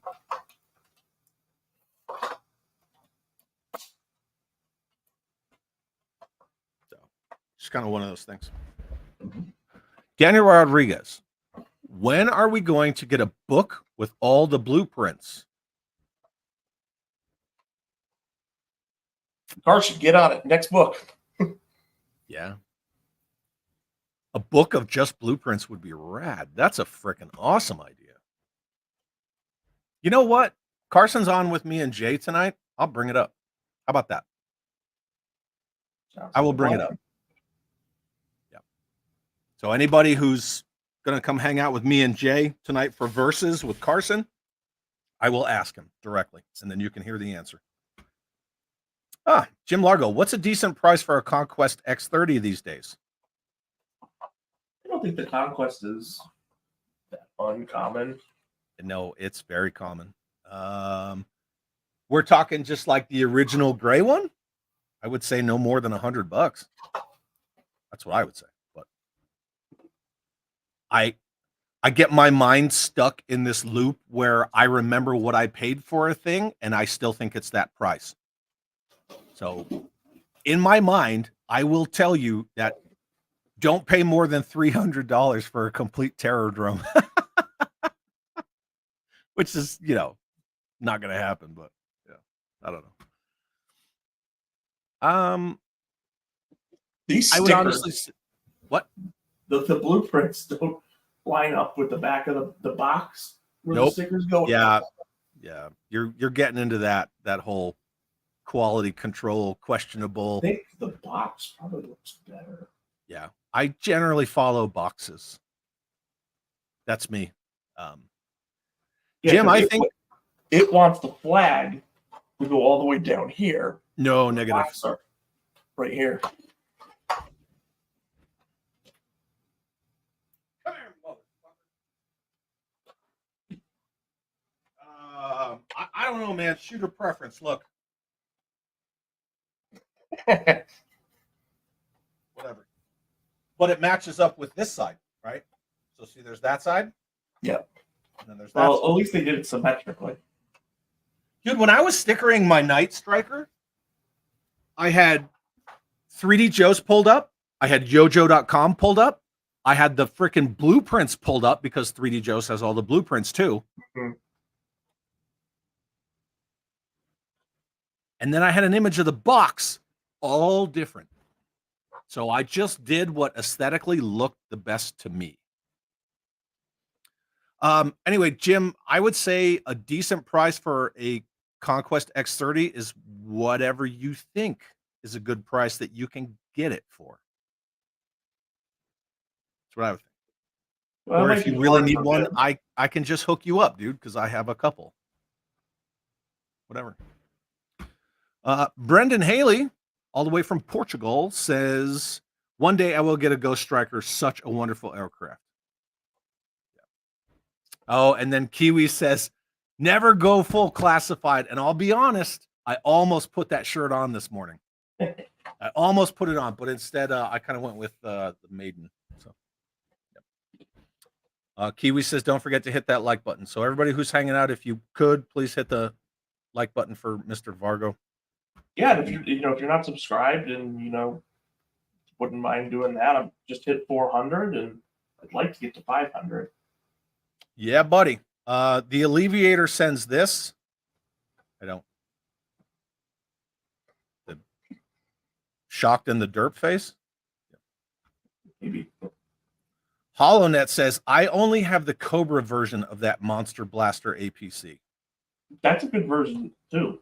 Vargo, did you ever see my custom of this? So I got one that was only, I want to say like 80% complete. It didn't have any of the top piece on. Okay. That would be about 80, 70, 80%, whatever. Yeah. And then Holonet is asking, is that a Jurassic Park truck? It sure is. Blick blog, Jurassic Park. And I'm going to make a Vamp Mark III out of this bad boy. Just trying to figure out what kind of armament I want to put on the top of it. Oh, Fred says you have to set the truck down for the feature to work. It's a safety latch so kids don't hurt them, which is weird because oh yeah, there it goes. But originally I did it with it in my hand. I think because this, right? That this is the safety. Yeah, that's the safety, the tires. That's smart. I mean, it is smart. It's very smart. Nicotronis, I enjoy the classified figures as a lifelong Joe fan, but the vehicle prices are redacted. So printing them for a fraction of the cost is fun for me. See, that's cool. That's really cool. Daredevil Dave says, I, for one, will not be missing tonight's verses. Thank you. Holonet says, I keep seeing 25th Rattler in a box at a local toy show for $225. That's a good price. Yeah, the Target exclusive one, that's a good price, especially if it's in the box. Yeah, because I generally see them anywhere between $2 and $250. So, freaking Jerk says, flex, Chad. Flex, you motherfucker. Thanks, buddy. It's good to see you. And then now we're caught up on the chat. Steel Dog says, I bought the Hall of Fame 1/6 scale Rhino for $50 back in the 90s in the store. Love it.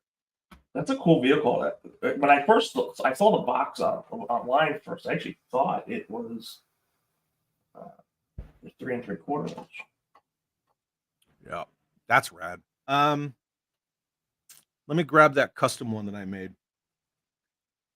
That's another cool thing about getting toys in boxes is you get the price tags on them. So this Super GoBot Leader 1 was $7.84. I love to see the price tags on boxes. Kind of takes you back. I will BRB. Yeah, it takes you back, and then it makes you feel so sad because how much everything costs now.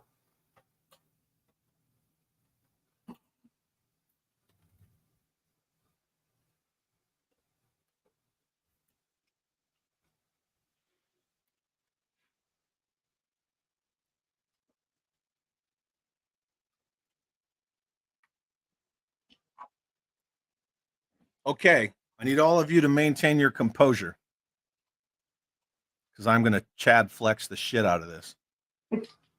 Jim Largo says, Versus tonight will be in 3D. Yeah, wear your glasses. Just wear your 3D glasses, and then there you go.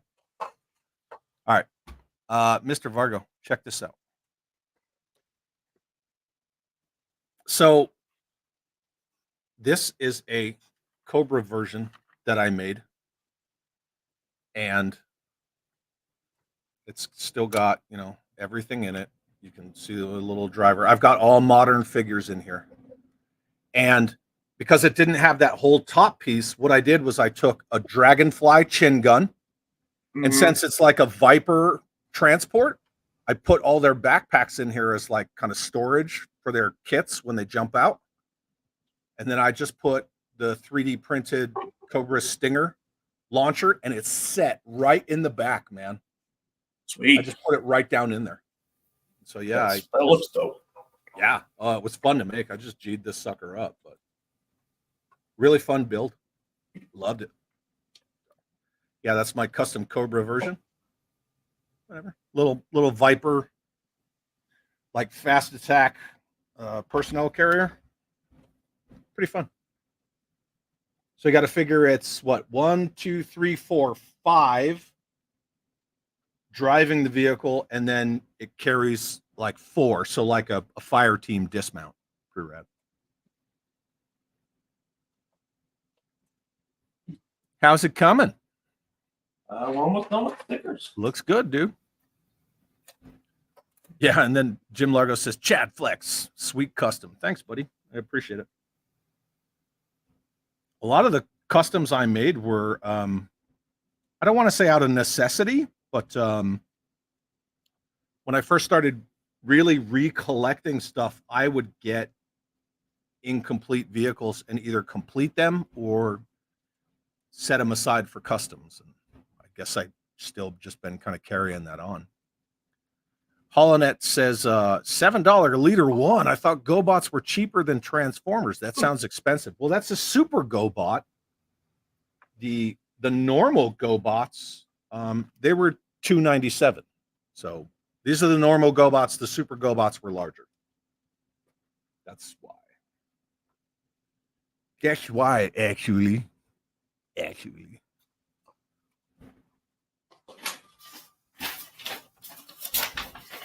All right, another one done. Nice. And like you said, I kind of did a little bit of my own sticker placement with this one. So I put the flags on the side, and then I put the 7 right here behind the wheel well. I wanted it here, but it's got the sculpted on doors, so rad, dude. Such a great vehicle, right? Dude, the ma'am just sent me a picture. So we always call the ma'am's car the murder wagon, no matter what car it is, because she has this thing where she just creams animals, man, and she doesn't mean to. But Jim Largo said, Chad, is there anything in the Dark Energon comics that might inspire some customs? I haven't read all the Duke comics yet. I'm still waiting on them. I only read issue 1, and that's thanks to Yojo Jerk. Not so much on the Cobra Commander side. I'll get back to you on that. I'll work on it. So awesome, right? Yeah, this one I actually. So when I'll tell the story when I got the detonator, but the garage sale that I got the detonator, I actually had the monster blaster. Yeah. Too, but my dad said only get one, so we chose the detonator. But I always remember that the monster blaster was almost an option. Such a great vehicle. Plastic Mercenary has to go and says off to take prom pictures with my daughter. That's awesome. I hope you guys have a great time. Thanks for being here. I appreciate it. Yeah, have a great time. And then Largo says, I didn't think I'd like the neon green, but it kind of works. Yeah, it grows on you, dude. It grows on you. I think because it's offset enough by the other greens. Yeah. And then the stickers, right? Yeah. So they kind of help. So you have the same. You have the same one that I have, then. Yeah. See. Same color. Yeah, I have the same one as you.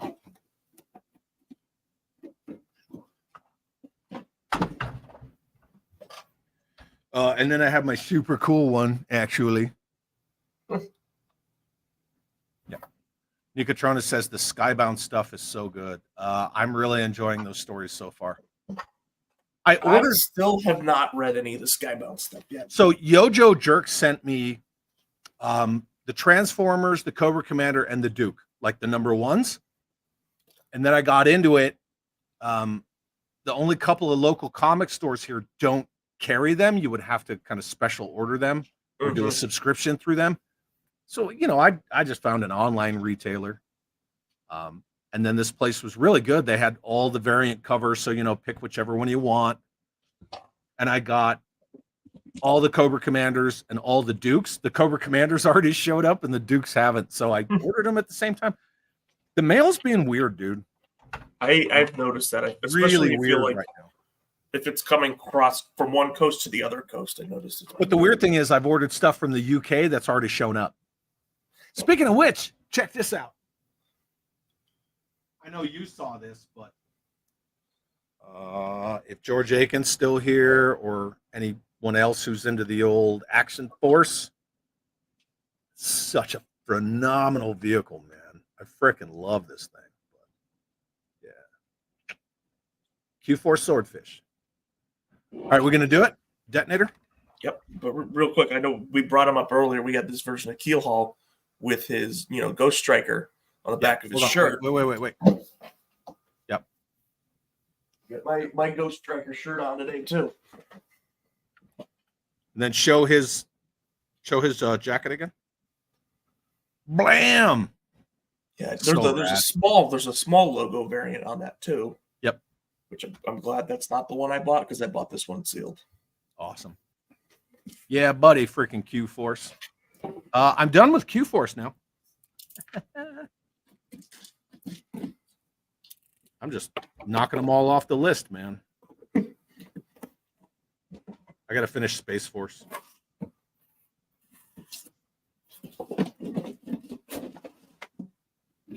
So I'll tell this story as I'm getting this done. So, I mentioned it on your stream the other night. So the Detonator was the only... nobody watches my streams though, so yeah. So the Detonator was the only A Real American Hero vehicle that I had in childhood. Because when I got it, it was a garage sale down the street from my house. The kid was probably 10 years older than me, so this was probably 2000. So he was probably 10, 11. So he was getting out of Joe, and his mom just was basically like, we're selling everything. And, figures for like a nickel, basically. Right. And I think, the vehicles were like $2. So, I just remember it was incomplete. Obviously you can't, these don't last very long if you don't take care of them. Yeah, they'll get dinged and they'll get messed up But so not only did I get a Detonator in that lot, for whatever reason, somehow I picked out a Steel Brigade, the Created Cobra, and these were all like a nickel at the time. What? Yeah, so they were just. Could you imagine finding a Created Cobra like that these days, just like randomly sitting around somewhere? And there was, I think, the other figures. There was the DEF version of Law, Street Fighter, M. Bison. So I remember that I got the Street Fighter Ryu, but the only reason I got that one is because before I left, I snuck him in the seat of the Detonator because I wanted one more figure, and I just kind of stuck him in there and didn't pay for him. But let me put some stuff away again. So this was, so I had a lot of the Real American Hero collection stuff that was coming out at Toys R Us at the time, but this was the only actual vintage vehicle that I had. So this one holds a very special place for me. Squeaky wheels and all.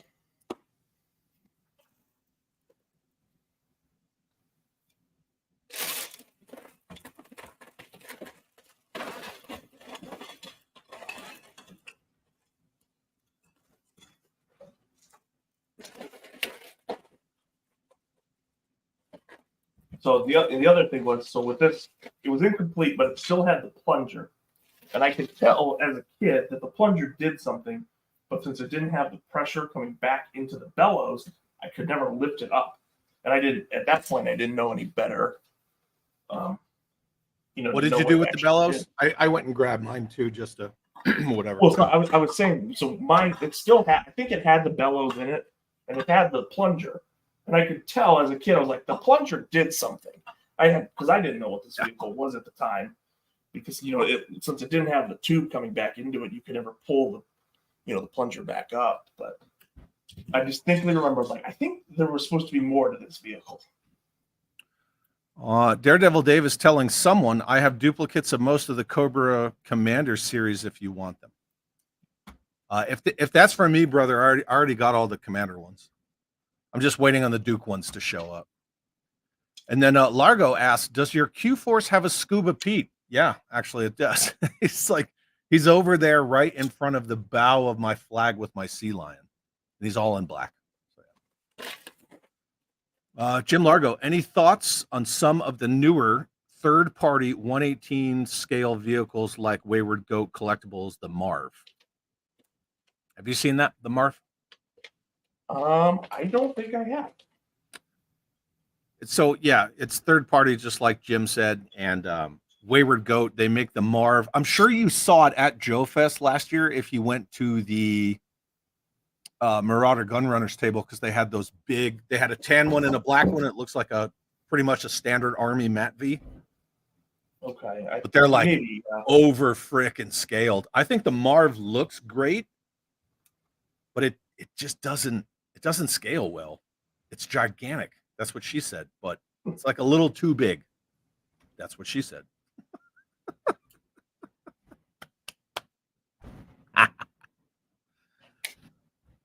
Yeah, I think the Marv is just a little much. It's the same thing with the Joy Toy vehicles. I love the Joy Toy vehicles, and they do not scale well with Joe. You put them next to a Mobat, and they're significantly larger. Yeah, Roll Keeper got 2 of the Marvs, one black, one blue. Black and blue, baby. Cool. I think it's cool that third party are doing 118 stuff. I think some of them might want to be a little more mindful of scaling. Just a thought. Because then at what point, like if you're doing true 118 scale, like the BBI Elite stuff, that's cool, but I don't get down with a lot of the BBI Elite stuff because it's just too big. Yeah, I mean, Joe's not true. I mean, it's Joe's scale is not exactly 118. Yeah, you got to remember to push that through the bottom, huh? It does sit funky, and then it has to wrap around. Yeah.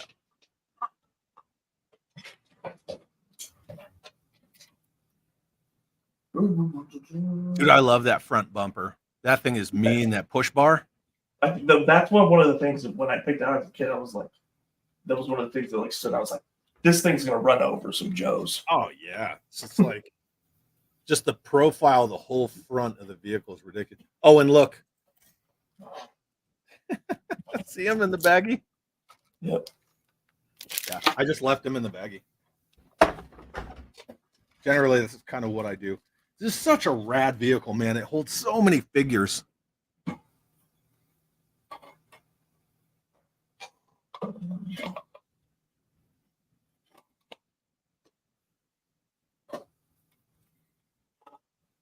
Remember to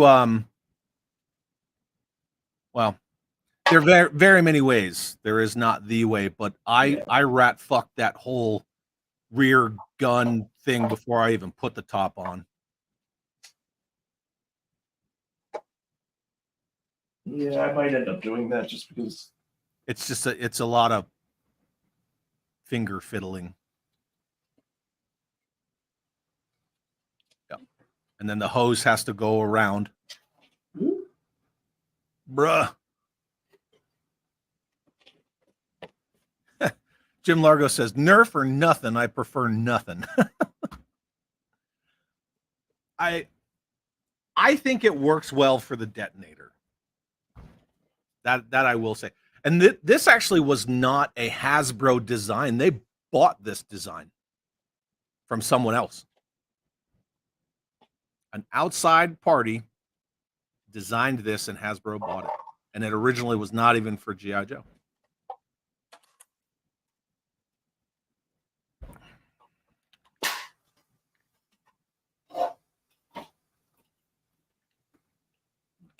Get it all clipped down? Yep. All right, wait. Before you go any further, dude, do the test. Put your thumb over the hose and work that bellows. Yeah. It looks like it. Well, remember, it has to reinflate on its own. So you pulling up the handle isn't going to do anything. But as long as you get pressure when you push down and you hear it out of the hose, you're good. Yeah. Yeah. And then that's the only downside to the detonators. You can't rapidly fire these. You kind of have to wait till it gets there. Yeah. There's no There's no two-way to that pressure.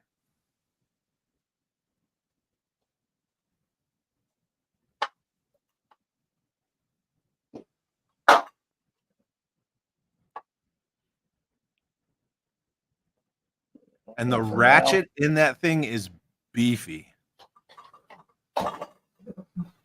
I've never seen one of those with like a loose or shitty ratchet.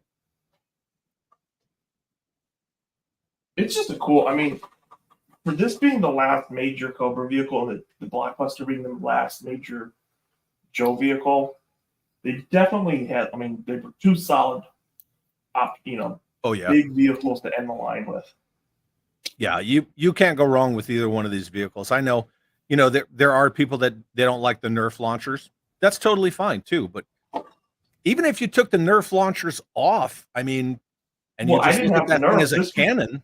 Yeah, I didn't have the Nerf rocket, so this was just a big ass cannon for me. Yep.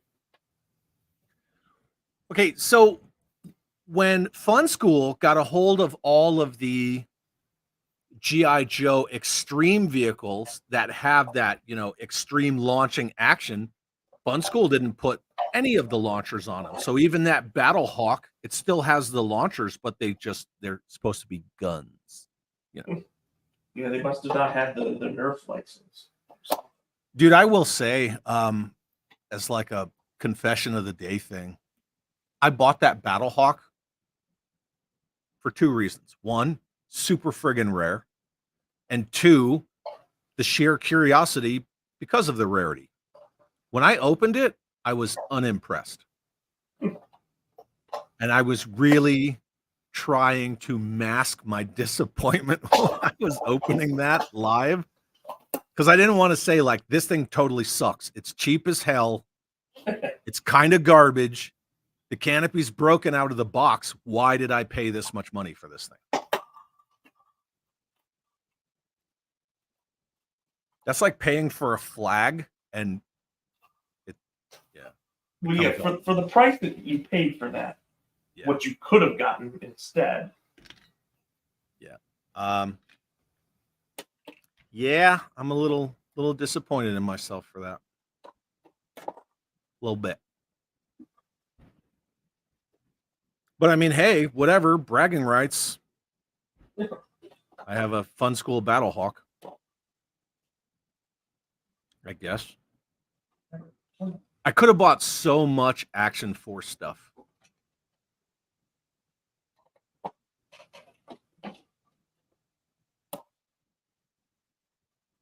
And then remember, slide those freaking missiles in the holders before you try to sticker them.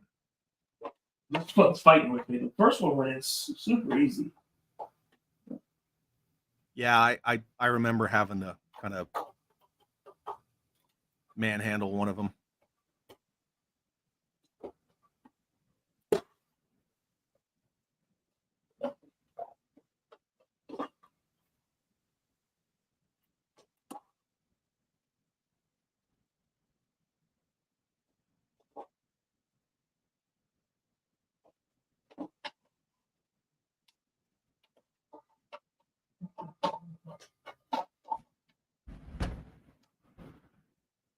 Which missiles are more in scale, 82 MMS or 89 Cobra Adder?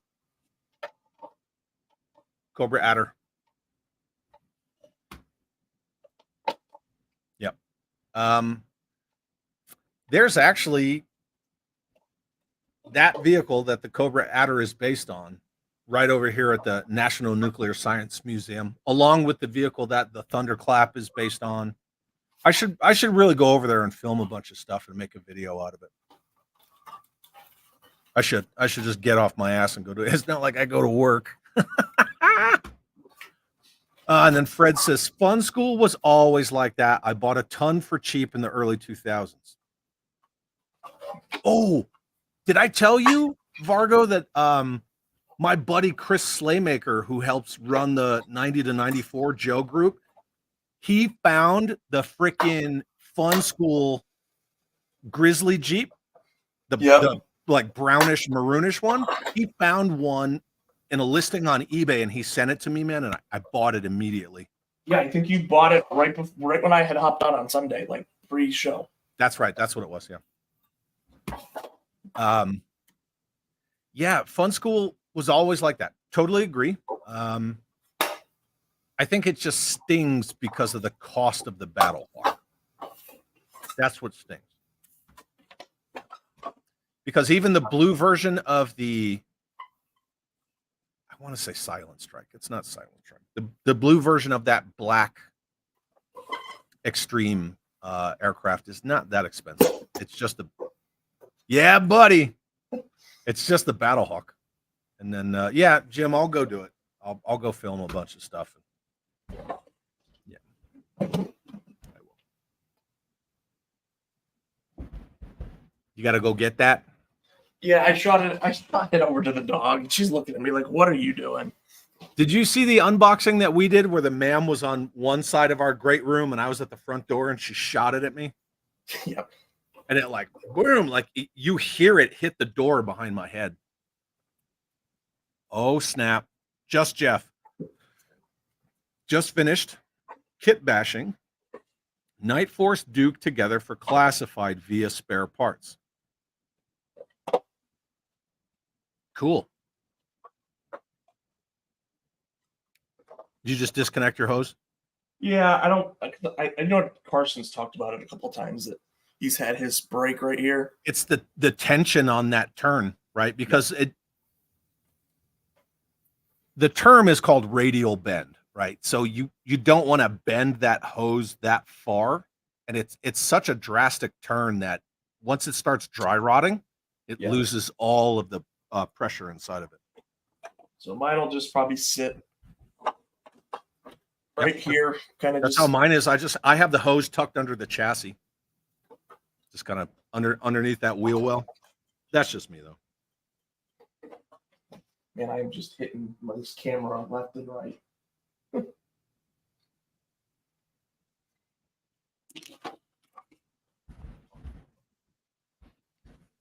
The ma'am's all poopy because she just murdered a bird.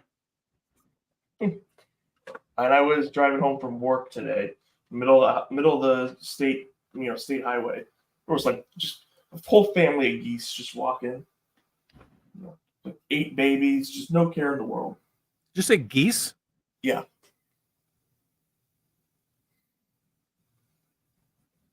And then Just Jeff says, I sent you a picture on Facebook Messenger.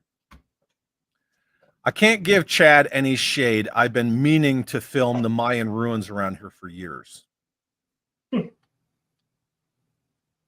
Yeah, and we're both retired, so touche, my friend. Oh. All right, let me see if I can pull that freaking picture up from Jeffy.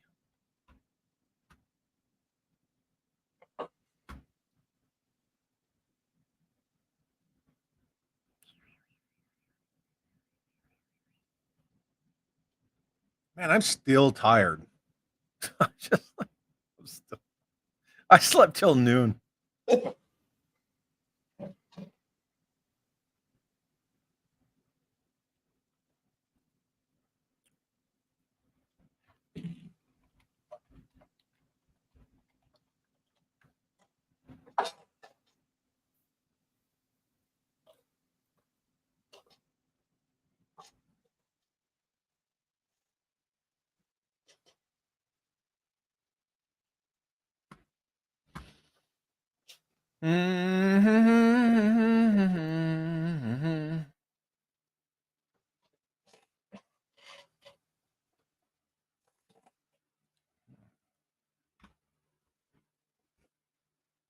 Dude, that looks good. I mean, the backlighting kind of makes it hard to see a lot of the finer detail, but it looks good.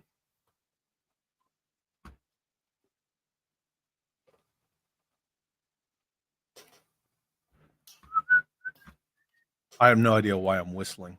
I never whistle.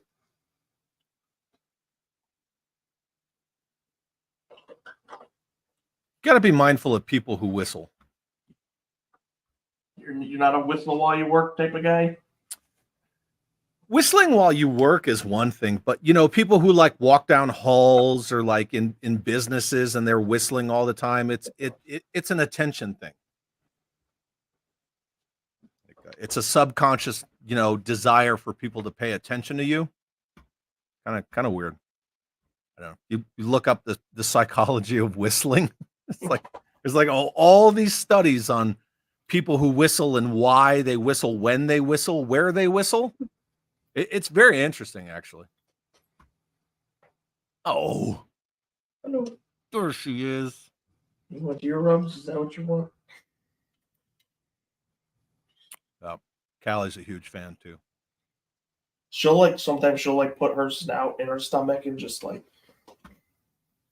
Yeah. Let me show this real quick.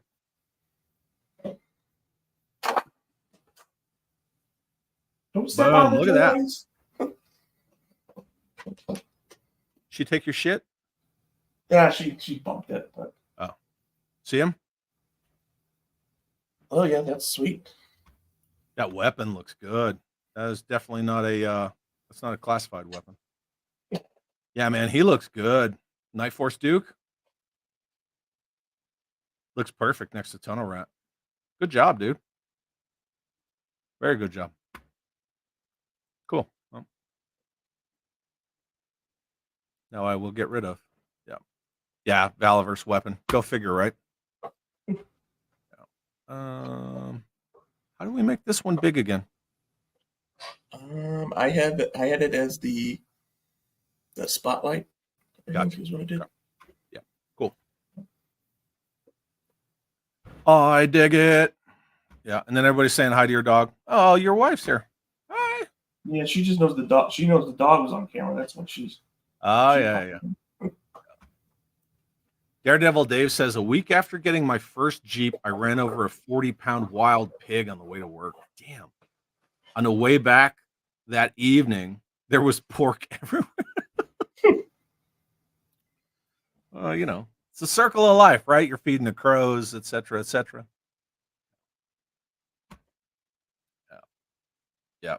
Yeah. Very, very awesome job, Jeff. Very cool. It's definitely not as easy to kit bash classified. Well, really any Hasbro 6-inch stuff, because the same with Legends and Black Series and classified, you can't just swap. Yeah, the different neck pegs and stuff that they use. Yeah, the neck balls. Well, it's not just that. It's also like the, like where the boots go into the calves. Yeah, things like that. The arms. I don't know. Well, I think the Tiger Force Outback and the regular Outback have a different ball size. Yep. Which is the same exact figure otherwise.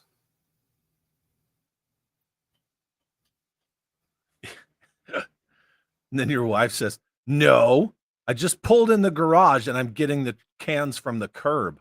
You make your wife do that? It wasn't done yet by the time I got home. I would have.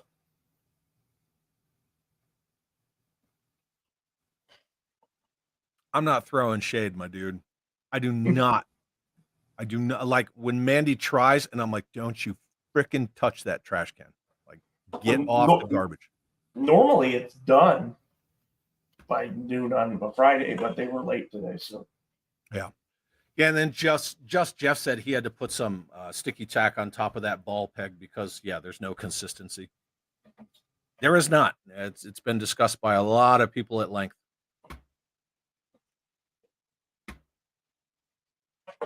Oh, baby. Look at that. Now we just got to sticker the missiles.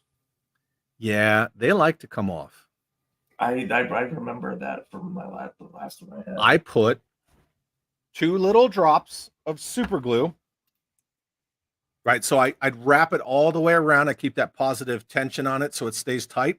Mm-hmm. And then once I get it wrapped all the way around, I kind of hold the end, drop, just like 2 little pinprick sized drops, and then I fold it over. And then they never came off. I'll probably end up doing that. Yeah, well, because in like a week, they're going to unwrap. Nerf does not like stickers. No, why would it? It's just like, the material is not very sticker friendly. Yeah, buddy. Is that your numero uno? Yep. I don't know why I did it this way, but my number 3 missile is the one that's in the launcher. Whatever, you know, just is what it is.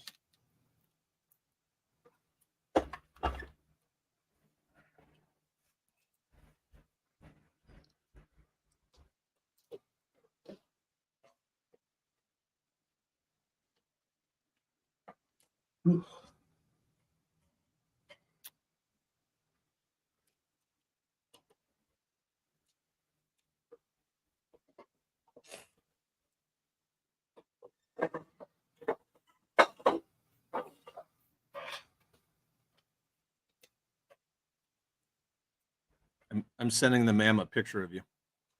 Yep.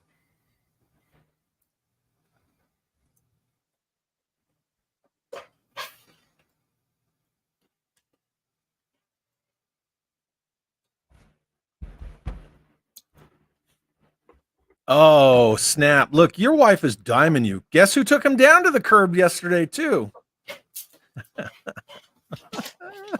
I was cutting the grass.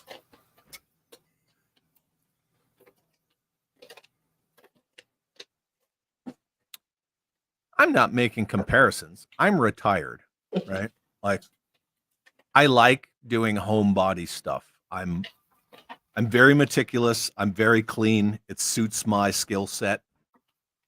So I enjoy it. You know, it's just where I'm at. Always cleaning something, always working on something. I just love it.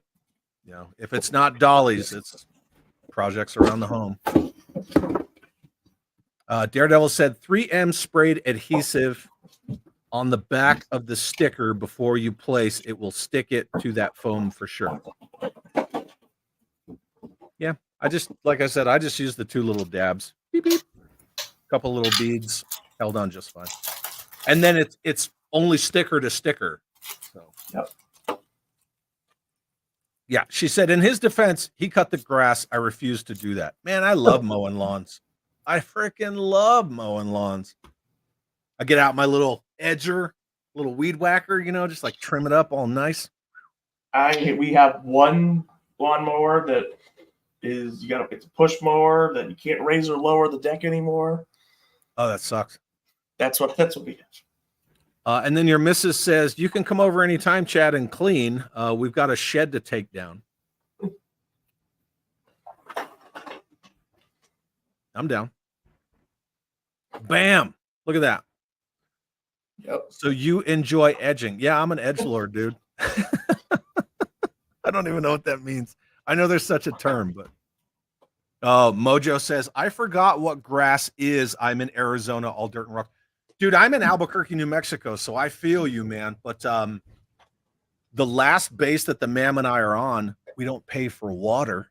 So I seeded the backyard and blah, blah, blah, blah, blah. And I had a lawn that was probably 3 inches. Oh, listen. Did you hear it? What am I hearing? Listen. You didn't hear that osprey go over my house?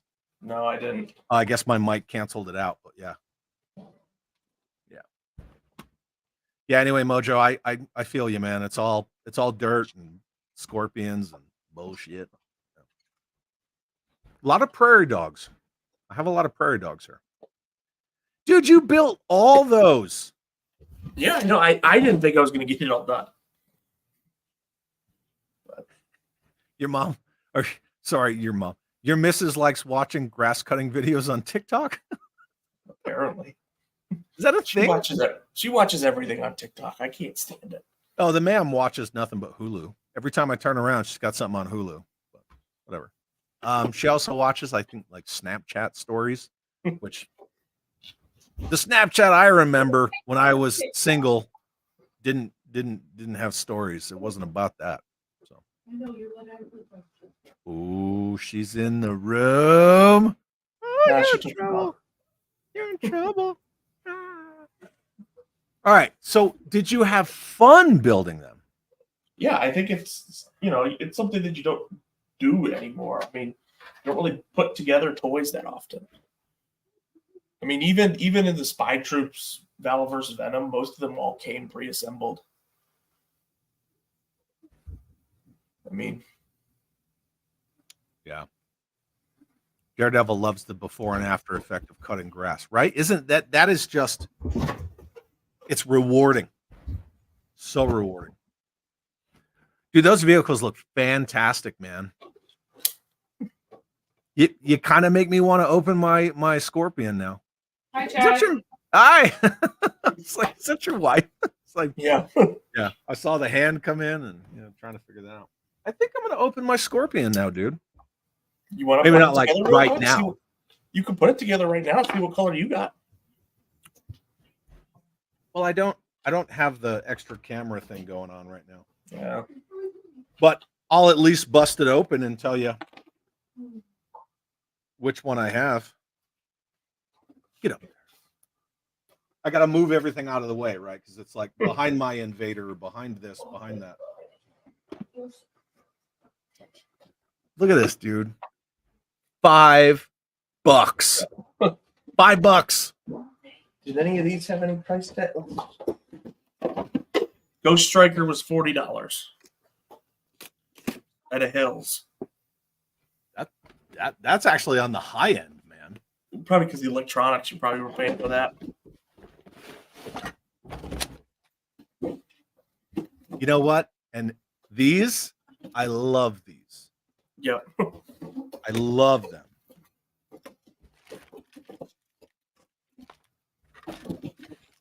Blockbuster, $24.99 at Toys R Us. You got the other variant. I sure did. All right, okay, let's do it. Yep. $24.99 for the Blockbuster at Toys R Us. $24.99. Yep. Good price. I gave my box to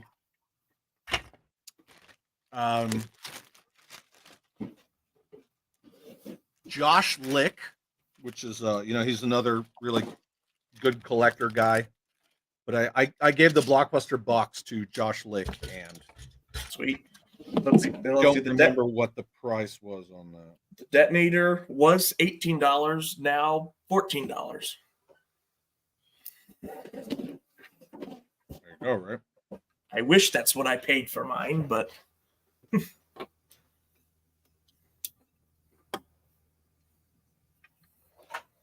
Meh.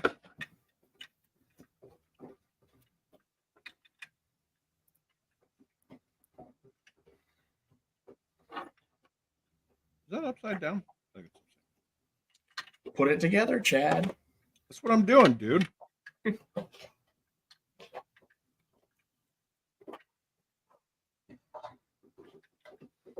Chad is a lot of thumbs. So just FYI. There we go.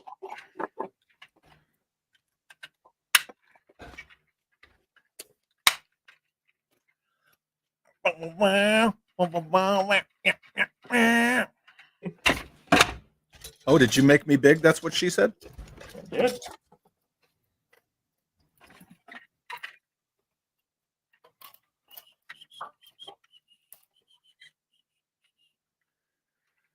Skin-a-marinky dinky dink, skin-a-marinky doo.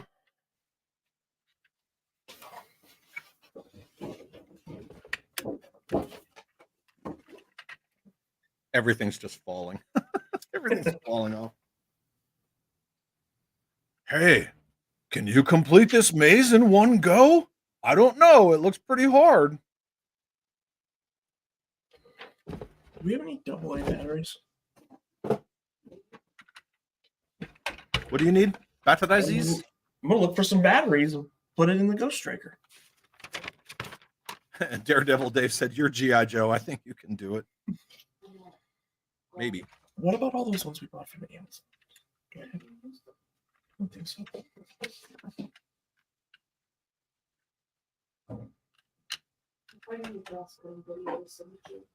This hood doesn't want to latch. There.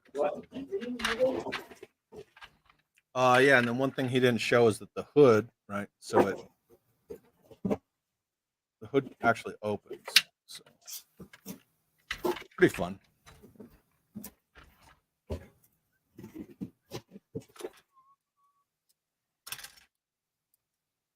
I know he used the snips, but I just twist them off. It's all well and good. All well and good. Launcher.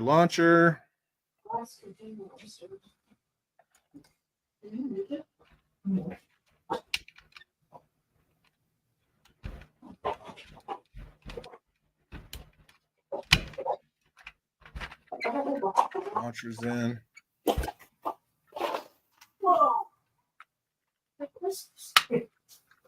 Guns in.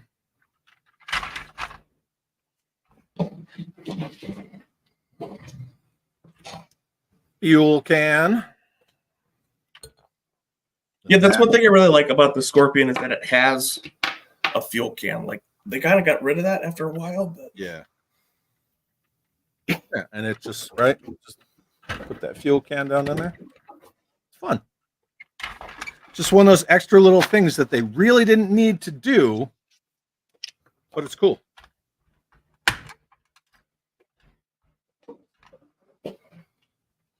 Launcher.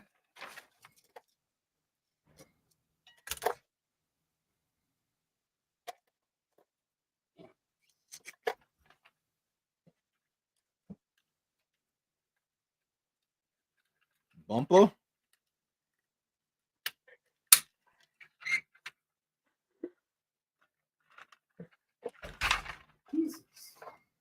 I kind of wanted to paint these parts like purple. Purple is very Cobra, you know. The electronics work on this. Yeah? They're very obnoxious, as my wife says. Oh, yeah. Yeah. Do you have a General? A 1990 General? Anymore. I did. Yeah, that's right. You had freaking everything, dude. I did. The only thing I truly, in hindsight, regret selling is my Toxo Lab because I didn't realize how freaking hard that thing is to get now. There you go, baby. 2-minute build. Flippity blip. Done. This is a good vehicle for my modern desert Scorpion. Oh, yeah. Scorpion driving the Scorpion. Say again? The Scorpion driving the Scorpion. Or the modern desert, that whole set. Yep, that has like the Viper and the Flame Crimson Viper Guard. or whatever. Yep. Yeah, all them for sure. Sweet, dude. There it is. I will. Look, you guys got later. A bonus build. Huh? They got a bonus build too. Yeah. I got the variant of the Scorpion. That's cool. I had the different one. You know what I mean? So then you can see, right? You have the black on, or you have the tan on. You have the black on tan, and I have the tan on black. Pretty cool. It was fun. Let me move all my shiitake back to where it goes, and then Daredevil Dave says we want to see you put that Scorpion together tonight versus. I'm sorry, man. I already built it. I'm sorry. I guess Daredevil Dave and I are going to come over and raise your shed to the ground. Okay. You guys got to dispose of it. That's the part I'm worried about. Yeah, it's right. It's not just the wrecking it. Tim Largo says, fun show and tell, fun vehicles, fun conversation with bonus wife and doggo. Yep. For sure, man. Chad, leave your purple Cobra out of this. What about my blue waffle, Jim? Do you want to? It's so terrible. The Scorpion needs to stand solo desert rat. Oh, yeah. He could fit because it's not really. Yeah, it's got the hollow part. You could just put him right in. Dude, I've got extra Action Force stickers. I could straight up do that. Straight up. The Desert Rat Mobile. Yeah, man. I mean, Tony would be like, why did you put me in that stupid vehicle? Maybe. I don't know. But My only beef with the vehicles like this is that where you see that a lot. Yeah, the Where wheel clips. Yeah, yeah, mine are the reverse of that. So yeah, exactly. Because your front part is tan, and then my clip-in axle is tan. we should have traded. Huh? We should have traded. Bruh. Rip it off and send it. No, I'm just. If I turn this into like a Action Force desert vehicle, I'll just paint them, or I'll make it Cobra colors. I don't know. I'm gonna stand by on that. But again, it'll work with my desert modern figures. Action Force Desert Scorpion would be totally rad. Yeah. Oh, I like this. Mojo86 is asking, out of what you built today, which one do you like the most? Well, I think nostalgia. That's great. Anyway, moving on. No, I'm sorry. I'm sorry. That's how I feel. I'm sorry. Well, I think just because I had it as a kid, the Detonator, but I think the Ghost Striker is it's just such an awesome vehicle, and to have it in hand again, it's Weird.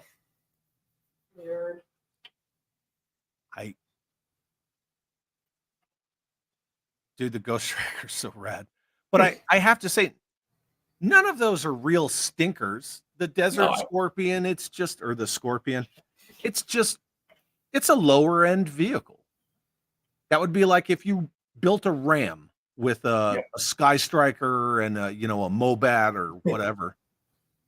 It's not bad. It's just a lower price point vehicle.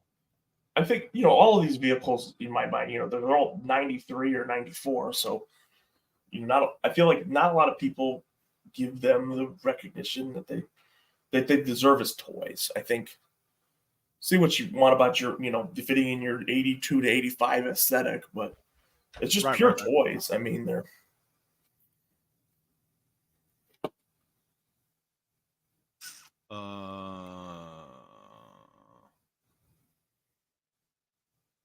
yeah, the Monster Blaster is 92. wasn't 92, 93, yeah. Listen to me. It's 1992. Okay. Yeah, that was fun, man. That actually that gave me motivation to open that sucker. And I'm going to put all this crap back in the box, and I'm going to keep the box where it was. So you don't have to update the tour room video again. Update this was opened. God, man. Every time I turn around and I'm like, well, now I got more stuff. I still have one wall to do, that whole Cobra wall. And then I'll probably do one more with like, oh, hey, since I started this, here's the updates of new things I've got. This, that, this, right? On and on and on and on. It sucks that I love these brochures, man, but this one got smacked up and ripped in the box. Oh, yeah. I like those brochures because a lot of time they had the prelim paint schemes on them. Yeah. Like I think the Detonator, if you look at that one, it's got some lime green in it. The original Star Brigade armor bot the whole thing was lime green. Yeah. Is that in here? Might be. It's 94. It might. Well, no, this is the later one. Oh, yeah. Yeah. So it shows it with the blue guns, gold caps, and I have gold guns, blue caps.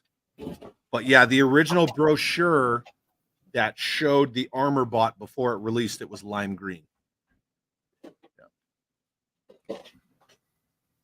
Oh. Apparently you got to be shut down.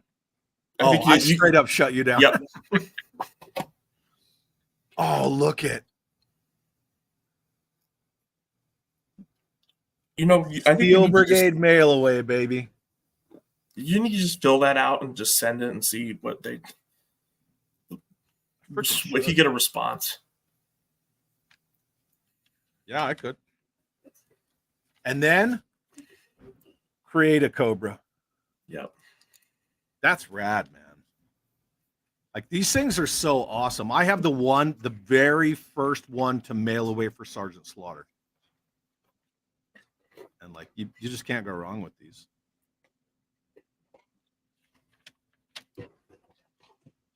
I'm looking for variants. Yeah, I wonder. There was some in the Monster Blast there. Well, here's the variant right here, right? So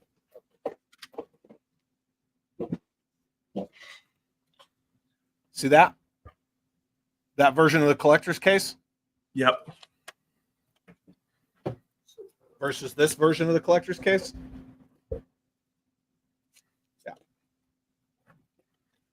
Yeah, because this is all that DTC mail away stuff.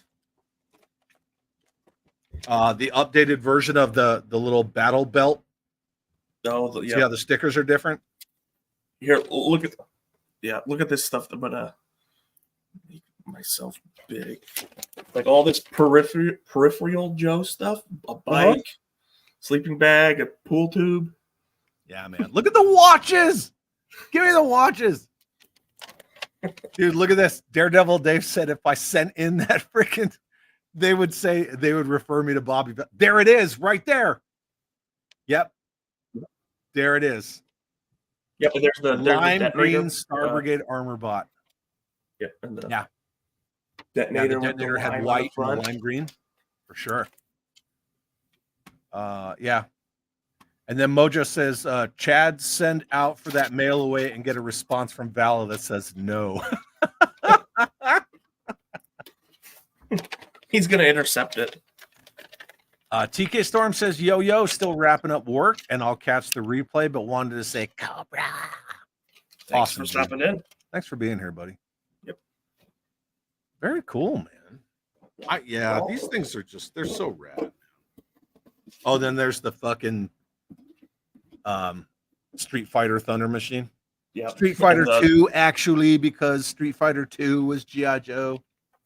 And the repaint of the Toxo Lab is the Fortress. Yeah, they're training, whatever. Yeah, the Dragon Fortress. Yep. Yeah.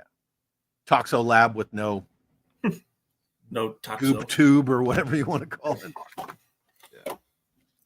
Well, I think fun, man. Yeah, well, thanks for joining me. I know you've got another stream here in like an hour, so. Yeah, I got to be over in Jay's neck of the woods in an hour, so. So for everyone here, go check, on Jay Bartlett's channel. Chad's going to be there with Carson Metaxas of 3D Joes. Yep. So we're going to talk about like the exquisite la-di-da high-end, whatever Joes like Keel Hall and such. So it'll be fun. Keel Hall? The first Keel Hall. You know what I'm talking about. Not even the mail away one without the flag, but the one with the flag, and you know what that means. Yeah. You got a show Sunday coming up then too?